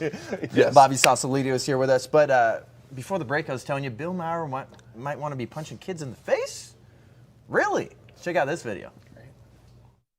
When I see young people walking alone outside with the mask, I want to punch them. No. I do. I think It's funny though. I know you're probably thinking like, what? He wants to punch kids? I don't like Bill anymore. It's like, nah, you do. Nah, you do. Oh, it's amazing. But there's times where I know like, he's obviously a comedian, so he doesn't really mean this literally all the time. But there's definitely, I've talked about it before on the show. There was one guy at my apartment complex. He still wears a mask all the time. Yeah, that's and for me, I'm at a point where I just feel bad for people a little bit. Yeah. Where it's like, what's actually going on? So I actually just stopped him for a second.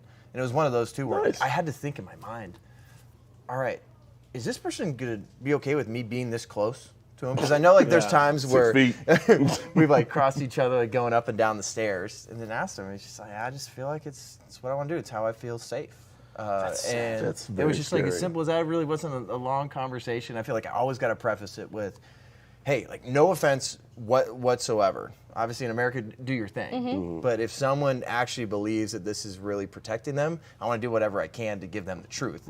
Because there's plenty of times too, I know I can be really bad at judging people.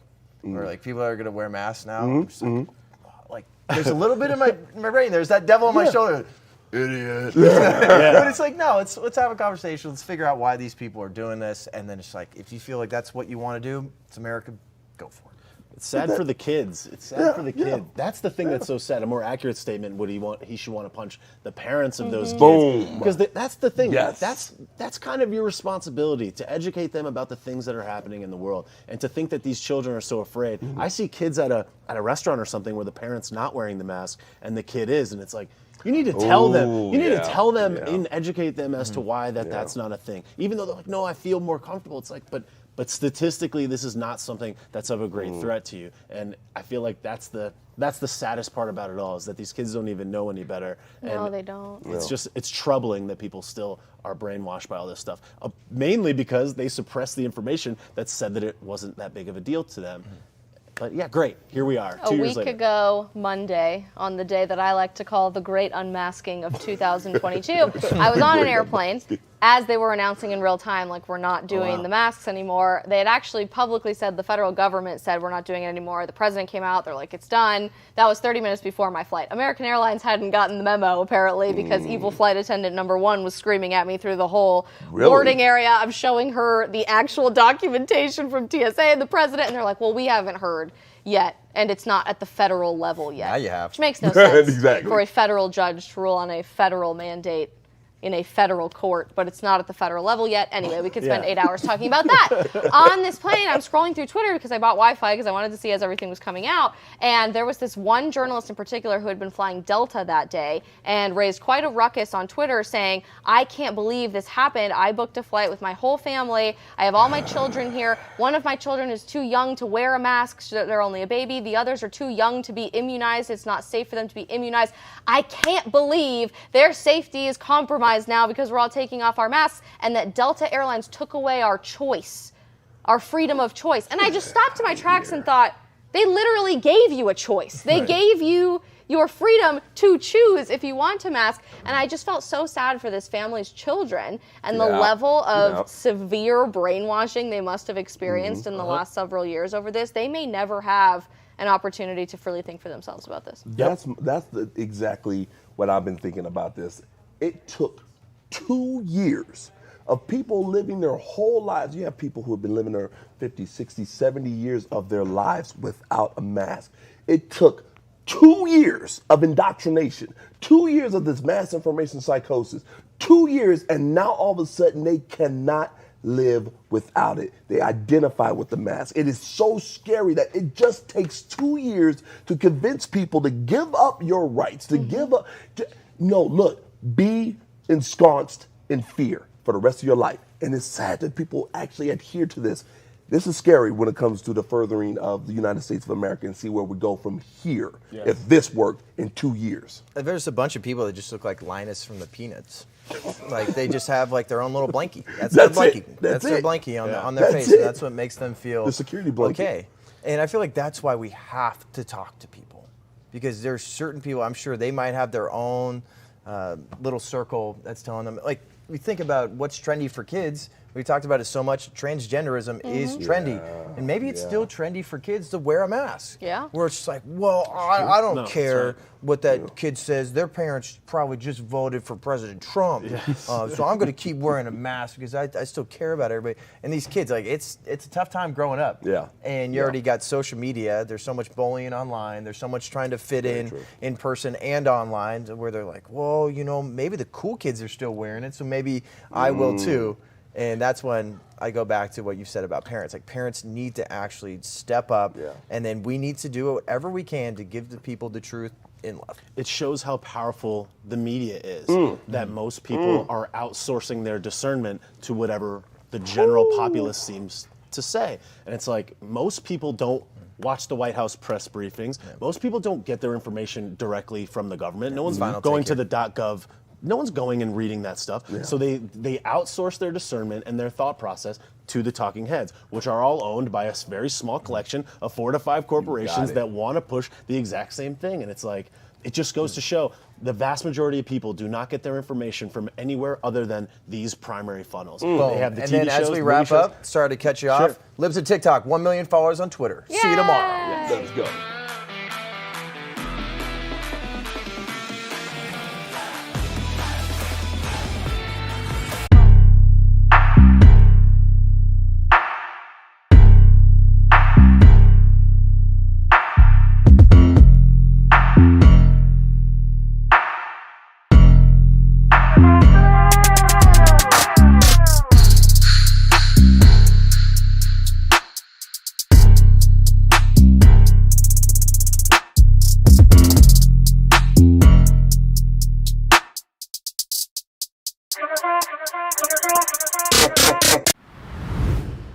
Ladies and gentlemen, welcome aboard today's edition of Human Events Daily, powered by Turning Point USA. Today's April 26, 2022, Anno Domini. Today's headlines: Durham has subpoenaed the Clinton campaign, the DNC, and dropped hundreds of emails with members of the media. We're going to dig into this. Next, the Twitter board has accepted the billionaire buyout offer from Elon Musk. All the latest headlines and the wailing and gnashing of teeth.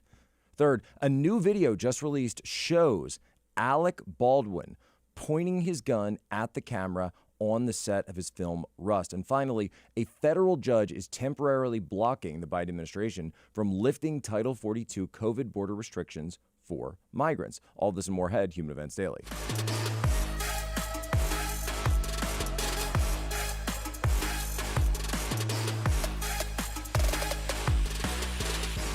The biggest scandal was when they spied on my campaign. They spied on my campaign. Well, there's no Leslie. real evidence of that. Of course there is. No. It's all over the place. Leslie, Sir, they spied on my campaign and they got caught. Can I say something? You know, this is 60 Minutes, and we can't put on things we can't No, verify. you won't put it on because it's bad for Biden. We can't Look, let put me tell on you. things we can't verify. Leslie, they spied And- on my campaign. Well, we can't verify It's been totally that. verified. No. It's been, just go down and get the papers. They spied on my campaign, they got caught. No. And then they went much further than that, and they got caught. And you will see that, Leslie, and you know that, but you just don't want to put it on the air. As a matter of fact, I don't know that. Okay. Special Counsel Durham just filed a motion in response to the efforts of Hillary for America, Fusion GPS, and everyone else to keep secret their communications involving Fusion GPS. Technofog, of course, has it up on his Substack. I don't know how many times I got to tell you this. You need to be reading Technofog. If you're not reading Technofog, you're doing it wrong. He don't post every day, but when he does post, he brings the receipts, and that's what we've got here specifically. This is massive. So what we're seeing now, and this is all about that Sussman case. So Sussman's going to trial over the allegation, right, the accusation, the indictment, the charge from Durham that he lied to the FBI about who he was working for.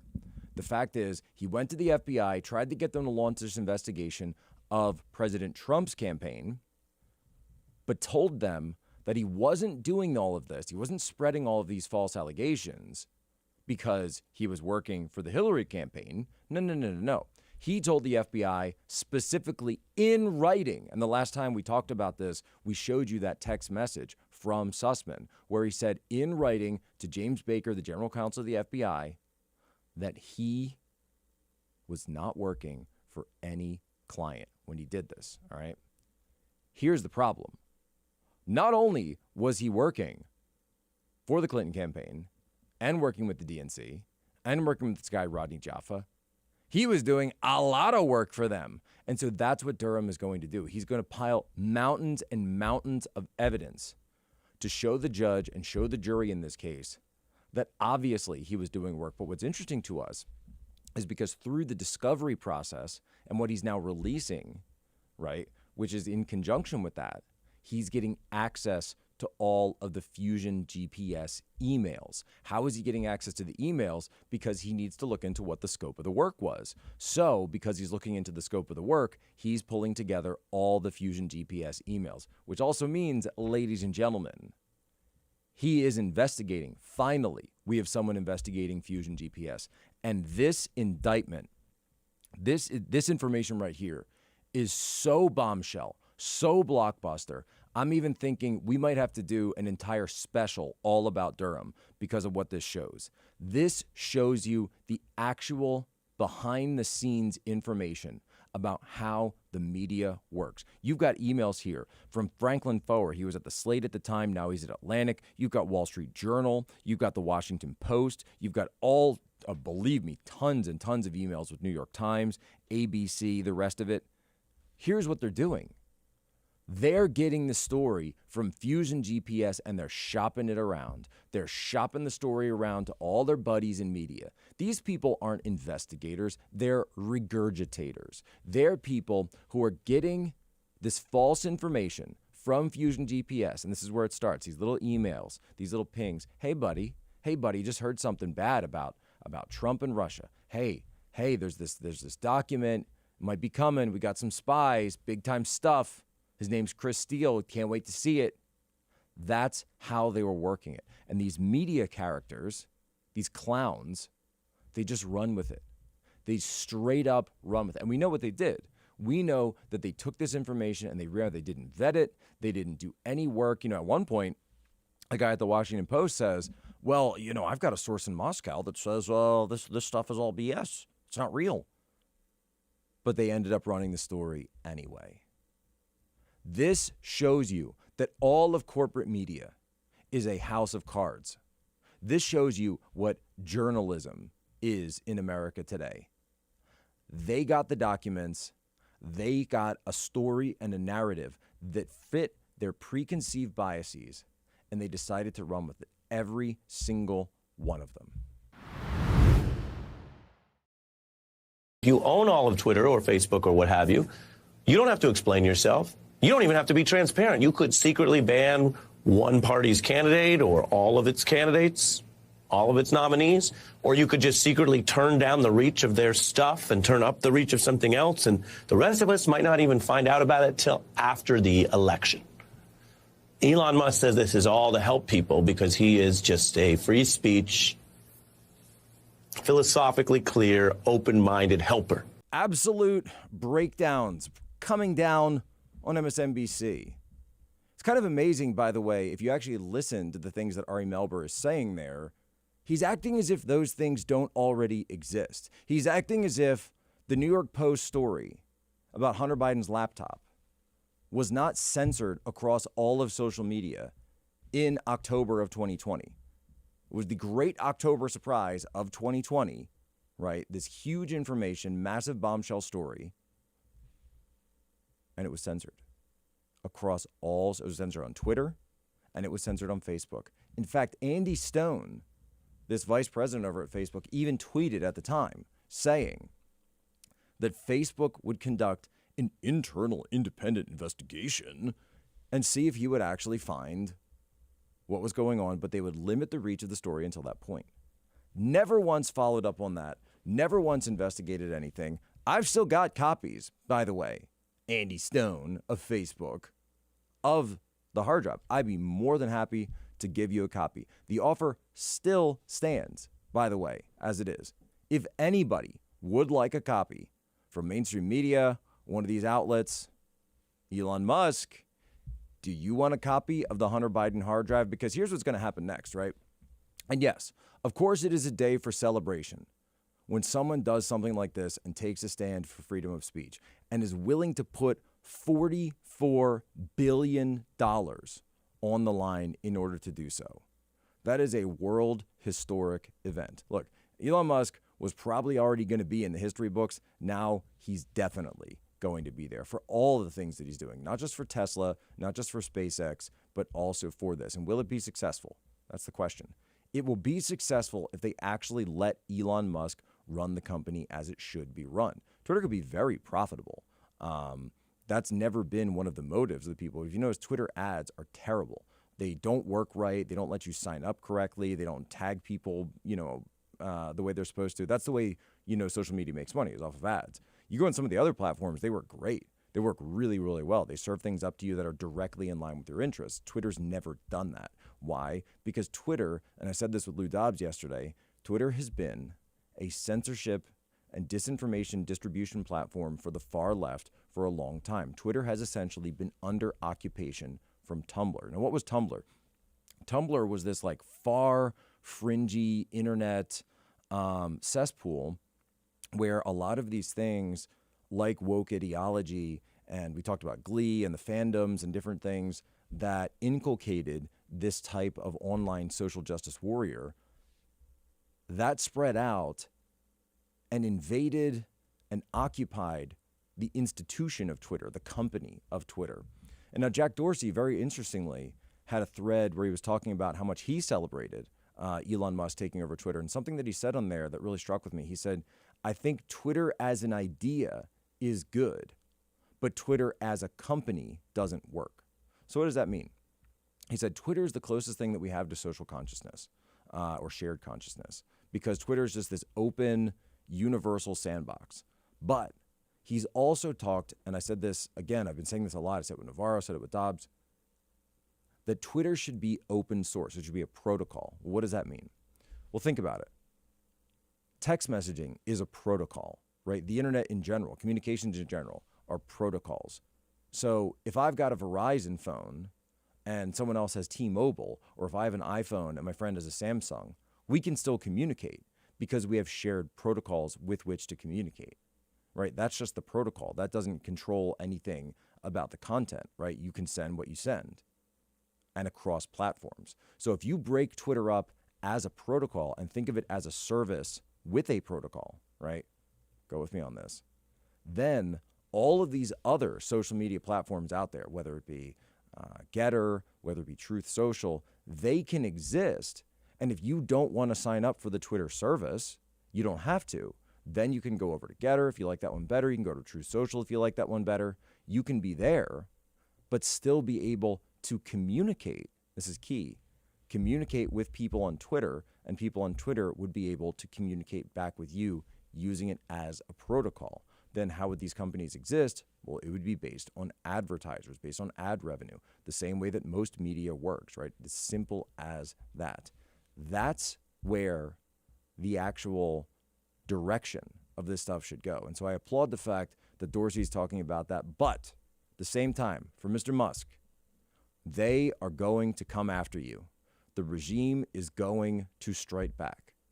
Do you think they're just going to let you have freedom of speech back? It ain't going to be that easy. They're going to look at SpaceX. They're going to look at Tesla. SEC is going to be involved, all the contracts, everything else. So pay attention and get ready, because they are about to go to battle. It was a very tight shot. Okay. The shot was here, of me, not of me, it's of me pulling the gun slowly, so it turned cocked. Okay. And she's right there, vulnerable, in a position she wouldn't ordinarily be if we were shooting, and this thing, boom, she hits the ground. Alec Baldwin back in the news. And so we've got new footage that's been released from the Santa Fe Sheriff's Office regarding this case, the shooting death of Helena Hutchins, the cinematographer on his film Rust. By the way, this happened all the way back in October. So it's been almost 6 months now since this has happened. No charges yet on Mr. Baldwin. So what we've got is a little piece of the video from that interview Only about 1:47 has been released that we've seen. And so what Human Events, we're attempting to reach out to the sheriff's office to see if they'll actually release to us the entire video. I want to see the whole thing. I want to hear every word that Alec Baldwin had to say early on in this clip. And what we've seen so far, he's rambling. He's talking about Jason Lee. He's talking about wads. He's talking about all sorts of things. But we really want to drill down and see what he said, because there's another video they released of him actually, I don't think it's the shot where he's pointing it at her and then pulls the trigger and then it fires and then shoots her, but it's one of the pre-rehearsal test runs where you can see him holding his hands on his chest, draws the revolver, aims it forward, fires the trigger. Now, he claims he's just cocking the handle, but you can see his finger is well within the trigger well there. You can see his finger is well within, and if he's cocking that handle and putting pressure on that trigger, guess what happens with some of these antique arms? That's going to fire the bullet. And obviously, a bullet was fired that struck and killed her, then passed through and then struck one of the assistant directors that was standing behind her. It hit him in the shoulder, right? So that's the upward trajectory of the bullet. So we know what happened. The question is, why is this not been charged yet in the county of Santa Fe? And we know why. It's politics. It's politics and power. The fact that this guy has so many political connections and has so much power and influence and notoriety that there have not yet been voluntary or involuntary manslaughter charges placed upon Alec Baldwin.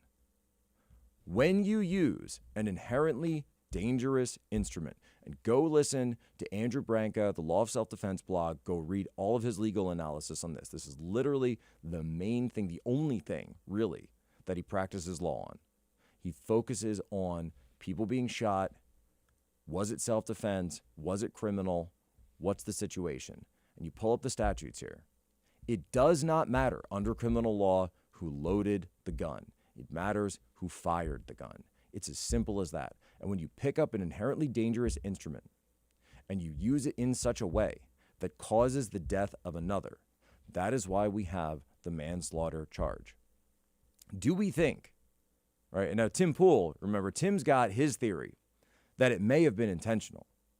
Tim thought it may be intentional. And his theory was that because she was annoying him by asking him to do the scene over and over and over, and that he may have been getting frustrated and he may have been getting annoyed, and that he may have pulled the trigger in an act of anger, in a brief burst of that kind of anger directed towards her.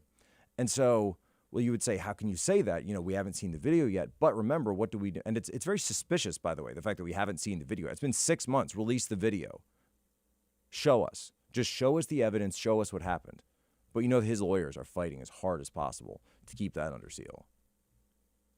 But we know that Alec Baldwin lashes out at people. He has a history of doing this. He has a history of assaulting journalists. He has a history of attacking people trying to take pictures with him. We know that he has this tendency to lash out. And we know what he's left, that voicemail, on his own daughter's answering machine. So we know. We know he has this history and he has this tendency. So all we're asking is, show us the evidence. Show us the evidence of what happened that day, what happened in that moment. Did he intend to pull the trigger, or did he pull the trigger accidentally, or did he pull it in a moment of anger? We're only going to know that when we can actually look at the video and when a jury of 12 looks at it. This is why we have juries in this country. This is why we have trials. Well, I'm just so sorry for Bishop Evans' family and the rest of the National Guard. It's a real tragedy, but it's really Joe Biden that is enabling this entire disaster. He's the greatest friend of the cartels. He's actually king of the cartels and the best business partner they've ever had. He's enabling the entire human and drug smuggling into the United States, and unfortunately, the United States taxpayers are the ones paying for it. We just need a few Democrats to be courageous and step forward so we can pass it, make Title 42 permanent. So there you go. The White House blocked from taking down Title 42. But understand that even with Title 42 still in place, our border is a complete mess. It's absolutely unacceptable, and no serious country would do this. You think China would allow their borders to be as porous as ours? Do you think Russia would allow people to do this to their borders? How about Iran, right? North Korea. You go try some of that stuff. Try sending 100,000 people per month across the borders in any one of those countries. See what happens. See how it goes for you. This isn't how serious countries operate. And there's a story this week that should be the #1 story in the entire country, and that's Bishop Evans, Texas National Guard specialist, a soldier of this country who signed up to serve the United States, and he saw a couple people in the Rio Grande River who needed help. And he went to go save them, and he lost his life in the process. We're told that it looks like he drowned. We also found out that the people that he was rescuing were drug smugglers. They were people smuggling narcotics, probably fentanyl. We know that's been going again and again, day after day on the border. This has gotten so bad and so out of control that we're losing people now on the border who are just there trying to do their jobs. The kind of people that will go in to save the life of a criminal drug smuggler. People like him are the type of people that we want to support in the United States, that we want to honor.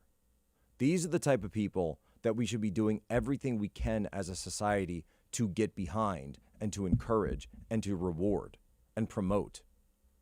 That's a hero. But we're not. We're barely even talking about it, right? And they're blaming it on this and that and the other thing. No, it's your policies. It's this administration's policies that put him in that situation where he was forced to make that choice. You have to go back. You have to look at the prime mover in these situations. What was the first situation? The first was that because our borders are open the way they are, because our borders are so porous, because they don't care about actual security, you got people on the border, soldiers of the United States of America, losing their lives over this border. What serious country does that? What serious country allows this massive flood again and again and again? No, this is a huge problem, and it's their problem because they set it up from the start to be like this. And I think that every single member of Congress should be forced to ask up or down whether or not they support this situation that led to the death of this soldier. And that's all the time we have today for Human Events Daily. Remember our promise, our oath, our solemn vow to you: be good, be brief, be gone. Your homework for us: share this out with just one of your normie friends, and then leave us a 5-star review, Apple, Spotify, or wherever you get your podcasts. What do we talk about today? Durham subpoenas the Clinton campaign, the DNC, and dropping hundreds of media emails. Next, the Twitter board accepting the buyout from billionaire Elon Musk. Third, a new video released showing Alec Baldwin pointing the gun at the camera, and we know what happened afterwards. And finally, this federal judge temporarily blocking the Title 42 lift, keeping it in place as we lose a U.S. soldier on the border. But before we go, it's time for today's moment of history, the history break. 1986 today, the Chernobyl nuclear accident in the USSR, today on the territory of Ukraine. Ladies and gentlemen, as always, you have my permission to lay ashore.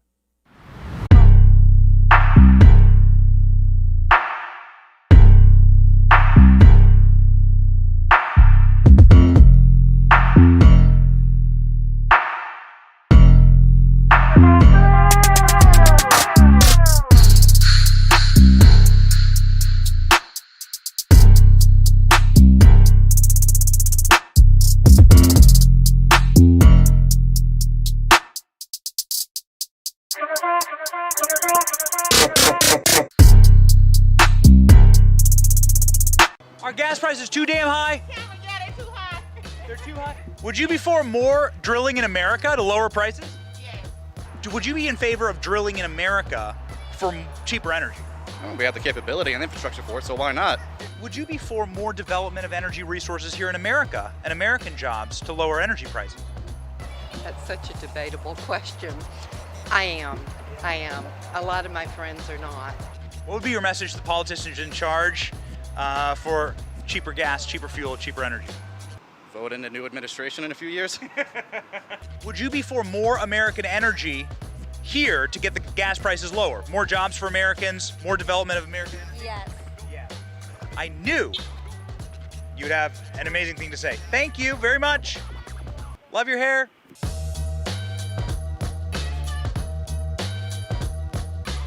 Welcome to 7-Eleven in Tampa, Florida. Tampa, Florida. Ladies and gentlemen, this is a consistently blue city, liberal area. What do people here think about drilling in America for more renewable energy? We know what the White House has to say. No more drilling on federal lands. No more drilling, period. Ends. The White House says no more pipes. The only pipes you're allowed to talk about are the crack pipes on Hunter Biden's laptop.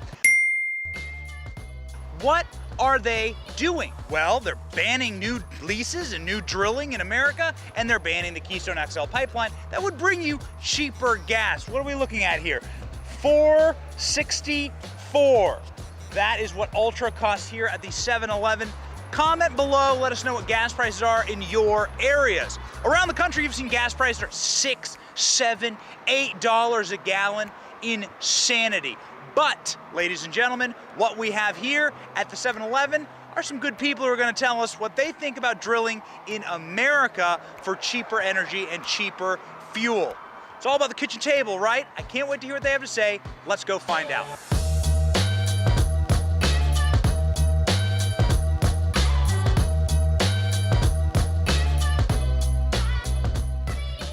Are gas prices too damn high? Yeah, they're too high. They're too high? Would you be for more drilling in America to lower prices? Yes. You would say more American energy so the gas prices can be low, right? Right. Gas prices too high? Yes. This is like a big deal, right? It's like double the price. Yes. Would you be for more American energy here to get the gas prices lower? More jobs for Americans, more development of American energy? Yes. Yes! Yes! Yes! I knew you'd have an amazing thing to say. Thank you very much. Love your hair. Pink hair? Yes! Would you be in favor of drilling in America for cheaper energy? Well, we have the capability and infrastructure for it, so why not? It seems a waste not to use it. So you'd be for the development of renewable energy and resources here in this country? Because there's like a ton of oil and energy available in America that's not being utilized right now. Absolutely. That's like Russia saying, hey, we won't use our natural oil reserves because we want to pursue greener energies and screw our own economy. No, we have the capability here. Why not use it? What would be your message to the politicians in charge for cheaper gas, cheaper fuel, cheaper energy? Vote in the new administration in a few years. He is going to destroy the oil industry. Would you be for more development of energy resources here in America and American jobs to lower energy prices? That's such a debatable question. I am. A lot of my friends are not, but I am. Yes. No, God! No, God, please, no! No more drilling, period. Yeah, baby, come on, hand loose. Would you be for producing more oil here in America to make gas cheaper? Exactly. Yeah. Gas price, yeah. At least New Yorkers, I bet you they pay triple than what we pay here. Yeah. That's why I moved from New York here. Yeah. I thank God that I have my job. Okay, I might not be rich, but I'm living comfortable. Yeah, that's right. Putting a hurt on a lot of people. Yeah, that's right. Hey, thanks a lot for your comments, man. God bless you. Would you be for development of American energy? American gas? Definitely. Make gas cheaper here, provide American jobs. Oh yeah, definitely. If it helps the economy to lower the tax rate that you tax us for, even if it has to lower your dollar amount that you get paid as a politician, I think for the people. That's right. For the people. What's that thing they keep all that gas in? Petroleum reserve? Yeah, release some of it. Yep. Release some of that gas. Joe Biden's 80 years old. I mean, he should be a pro at releasing gas. We've been following the news. More jobs in Florida. Florida gas. Ladies and gentlemen, more gas jobs in America. If anybody should know, about releasing gas, energy, and natural gas. It should be Joe Biden. He's done it all throughout Europe. Watch this. Joe Biden apparently broke wind in front of Camilla Parker Bowles. That's got to be the end of his presidency, surely. Tabloids are reporting about Joe Biden's long fart at the global climate change gathering in Scotland. It takes a lot to make the Duchess embarrassed. Her entire family is old farts. Would you be for more energy drilling here in America to lower the prices? Because this is a killer. $5 again, $4.64. Too much. Crazy. Too much. Last question. What's your message to politicians to lower gas? What? To the politicians, to the people who control the gas flow. What would be your message to them? I don't know. Lower the gas. Lower the gas. Yeah, that's right. Thanks a lot, man. Appreciate it. All right. These are the gas prices this year. No, no, no, no. Hell no. Little thing you may not know about Tampa Bay, something that we like to keep secret. The Buccaneers, Tom Brady, he retired for like 3 weeks. Everyone said he went back because he missed the love of the game. Oh, I gotta miss the game. I want to go back and win another Super Bowl. Not true. Tom Brady saw the gas prices and he was like, I'm not gonna be able to afford retirement. I gotta go back and play a couple more seasons because of the gas prices. Little thing you didn't understand about his contract. Actually, the Buccaneers now pay for his gas. Big negotiation point for Tom. We're proud of you, buddy. With the interception. And now Michaels with a great call.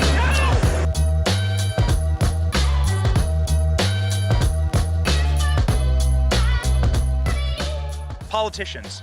A lot of taxes and stuff go into the price of energy. What's your message to the general political class about the price of energy and what it's doing to the people that you know and how it's affecting people that you know? Well, it's affecting everybody just like the price of groceries. You know, I mean, everything. People are just having a hard time surviving. That's right. Very difficult.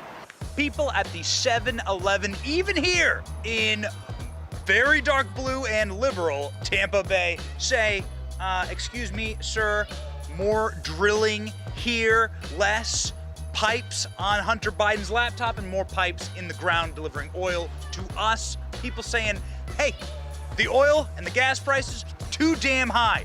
Yes. Too much. Crazy. Too much. Biden administration, get your act together. The people want cheaper gas. They want American jobs. Drill here, drill now. Ladies and gentlemen, unleash American energy. That's been Benny on the Block. For this episode of Benny on the Block, see you next week.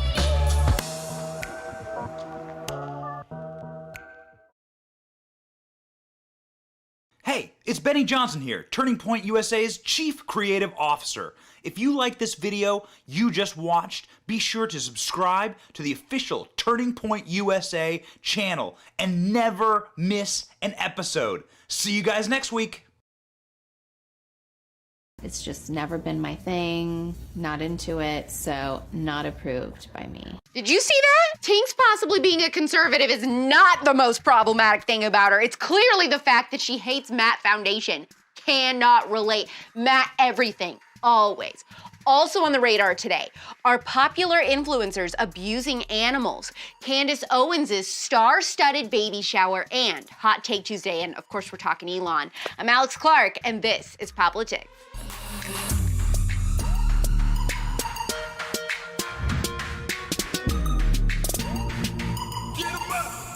I swear, every single girl in my life who I consider to be cool has posted about or brought up this Tinks chick in conversation with me lately. I am not on TikTok, like on. So I've been a little ignorant to the world of Tinks, but now I feel like I've let everyone down because she's clearly one of the best influencers out there, if you will, of the current influencer generation. Like, how have I missed out on this chick who's known for being TikTok's big sister and because of her popularity now has a Sirius XM show and podcast, plus might be conservative? I don't know what you think I've done. But if we were to battle, I've already won. Tinks is American, but grew up in London, big rich kid energy, and then moved to California to go to Stanford. She's lived in the US ever since. And then when the pandemic happened, she started making these hilarious TikToks with pop culture commentary or advice from a millennial who's been there, done that, and she just exploded. Vogue did an article about me. She's like, you guys, what? Insane moment for me. So grateful. Just want to read you a quote of mine that I thought was good to say to a Vogue editor. Adam Sandler is someone I think a lot about when I get dressed. How big can my t-shirt be? How long are my shorts? I'm sure I will be front row at Fashion Week. Her entire brand is making you feel like you're her best friend, or like you too can dare to have rich mom energy, which she does by talking super close into a tiny little microphone. Rich mom energy is a state of mind. You can be a rich mom no matter who you are, no matter where you are. It's an attitude, it's not a trend. You can embody it whether you're slumming it or whether you're a billionaire. So when people are like, are you gonna be a rich mom? I'm like, I am a rich mom. She's also gorgeous and doesn't try so hard in the way that influencers do sometimes that I can't stand. She's just the epitome of real. So now you know where the story goes, right? It's the same every time. When some old tweets resurfaced of Tinks's, her diehard fans felt like they didn't even know who their big sister was. There's a bunch of tweets of her saying different celebrities are fat, including Kim Kardashian, which honestly I couldn't care less about. Seriously, who gets offended by this kind of stuff? The real juice is that her fans are now pearl clutching because the evidence seems to point towards Tinks possibly being a conservative. Donald J. Trump is now president of the United States. President Obama. During the pandemic, she retweeted Eric Trump and Betty Johnson, questioned Governor Gavin Newsom, the lockdowns, and even the origins of the virus. Based as hell, whether she meant to be or not.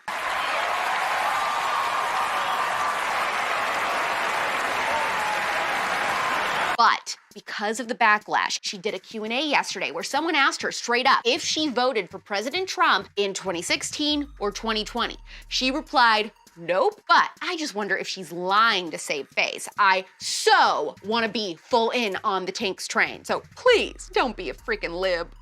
We accept that one of us. Google got one of us. We accept that one of us. Google got Before everyone, including myself, quit watching The Bachelor because wokeness infected it like black mold, do you remember Kayla Quinn from Ben Higgins' season? Oh gosh, I have to poop so bad. Are those farts or bubbles? Oh my gosh, he knows. He totally knows. She is stinking up the place. She's getting intense backlash this week for posting an Instagram story of a man decapitating a snake he found in her yard.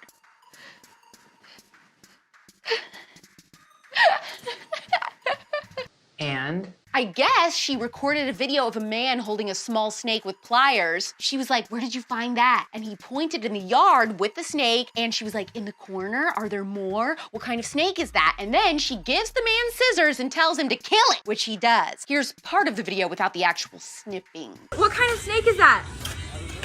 Oh my gosh! Come here, take the scissors. We won't kill it. Do you want a hammer? Do you want to? It's alive. It's definitely alive. Oh my God, it's moving. Here, kill it, please. People are demanding that Kayla apologize to her followers. One person said, 1, this was a needless killing of a harmless animal. 2, it was killed in an extremely inhumane way. Someone even posted that snakes can feel pain and fear hours after decapitation. And 3, she chose to gleefully broadcast all of this for content. Sorry, not sorry, but do you actually care about this? I feel like this is like the Tinks fat tweet thing for me. I don't care if someone kills a snake. She also has a little dog that she was worried about, okay? I mean, do you think this scenario constitutes as animal abuse, as some are saying? I'm a snake. I'm a snake. I'm a snake. While everyone was super offended today, Candace Owens had a star-studded baby shower for her second child, a little girl. It appears that the Aldines hosted it for her, and she wore a one-shoulder pink bow maxi dress. In attendance was your girl, Raylynn, and one person I did a little squeak for, Lauren Lane. That's a rich, meaty, juicy answer. Thank you. I figured that her and her country star husband, Chris Lane, were conservative for a while, so this definitely confirms it. I'm glad Candace has found a fun girl gang in Nashville. I saw lots of comments in the Cute Conservatives Facebook group over the weekend of some of you saying that you feel like you haven't found a best friend as an adult. You've really got to put yourself out there and join get-togethers and go to events and meet new people. Make sure that you're in your local Cute Conservative subgroup on Facebook too, and if your admins aren't setting up meetups for your area, take the initiative to do it yourself. And speaking of meetups, I will be going to the Orange County Cute Conservatives brunch Saturday morning in Newport Beach if you live in Orange County and you'll want to go. You could live anywhere. Where would you live? Bacon house. If you thought those stories were spicy, wait till you hear today's Hot Take Tuesday. Hot Take Tuesday. Things did not cool down in regards to Elon buying Twitter. In fact, he had a meeting with a few shareholders and shared his plan on how he wants to completely revolutionize the social media platform. Allegedly, they were so impressed, they've now told the firm they have to do a deal with him. And guess what? They did! These are our demands. This is what we want. Our balls are in your court. Amber Heard got completely owned by makeup brand Milani when she tried to say that she always had to carry one of their little concealer kits everywhere she goes to cover up bruises from Johnny Depp. Milani said, and posted a TikTok proving that she was a lying hoe. There's one thing you can expect from me, and that's the unexpected. 'Cause I'm an international super spy. Super spy! Johnny Depp threw the media under the bus at the trial, also saying every time I tried to do an interview to explain my side, they turned it into a hit piece against me. He dropped the hammer also, saying I built the character of Captain Jack Sparrow from the ground up. I added so much of myself to it, and Disney declared me guilty until proven innocent, which, sadly, is the new normal. Gina Carano, anyone? They'll be not living with her after this. Real Housewives star Siggy Flicka says most housewives throughout the franchise are conservative and President Trump supporters. They just stay silent so that they don't get fired from Bravo. I don't find that surprising at all and actually thought this was common knowledge. Is it not? You have a little family van. When do you ever bring a family van to pick up 6 people? Okay? This is ridiculous. You guys are everywhere. Why are you sending a family van? Even less shocking than that is that First Lady Jill Biden was completely against the president choosing VP Kamala Harris as his vice presidential nominee after she called him racist in the debates. Jilly Billy Bo Billy even said that Miss Vice President could go F herself while talking to some lib supporters. Now, this is all according to a new book that's out. And by the way, when the First Lady was asked about that comment, she said, well, that was 2 years ago. We've moved on from that. Have you, Jilly? Right. We are almost a month away from YWLS, so you are very quickly running out of time to get a ticket. TPUSA.com/YWLS and use code POPLITICS for 25% off. That is June 2nd through 4th in Dallas, Texas. Heart this episode or give it a thumbs up if you're on YouTube, and let's talk tanks. Do you like her? Have you been following her? Do you find her tweets offensive? Also, is cutting the head off a snake in your yard animal abuse? DM this episode to someone who loves tanks and see if they think she's conservative and hit the save button. We're back tomorrow at 4 p.m. Eastern, 1 p.m. Pacific. It's pop culture without the propaganda every single day. I'm Alex Clark, and this is Poplitics. Clearly, Poplitics is best served visually, but you can also listen to Poplitics if you just want the audio. Subscribe to us anywhere you get your podcasts: Apple, Spotify, iHeart, TuneIn, and more. Also, make sure that if you are listening to the podcast version, you leave us a 5-star review. And don't forget, subscribe to Poplitics on YouTube.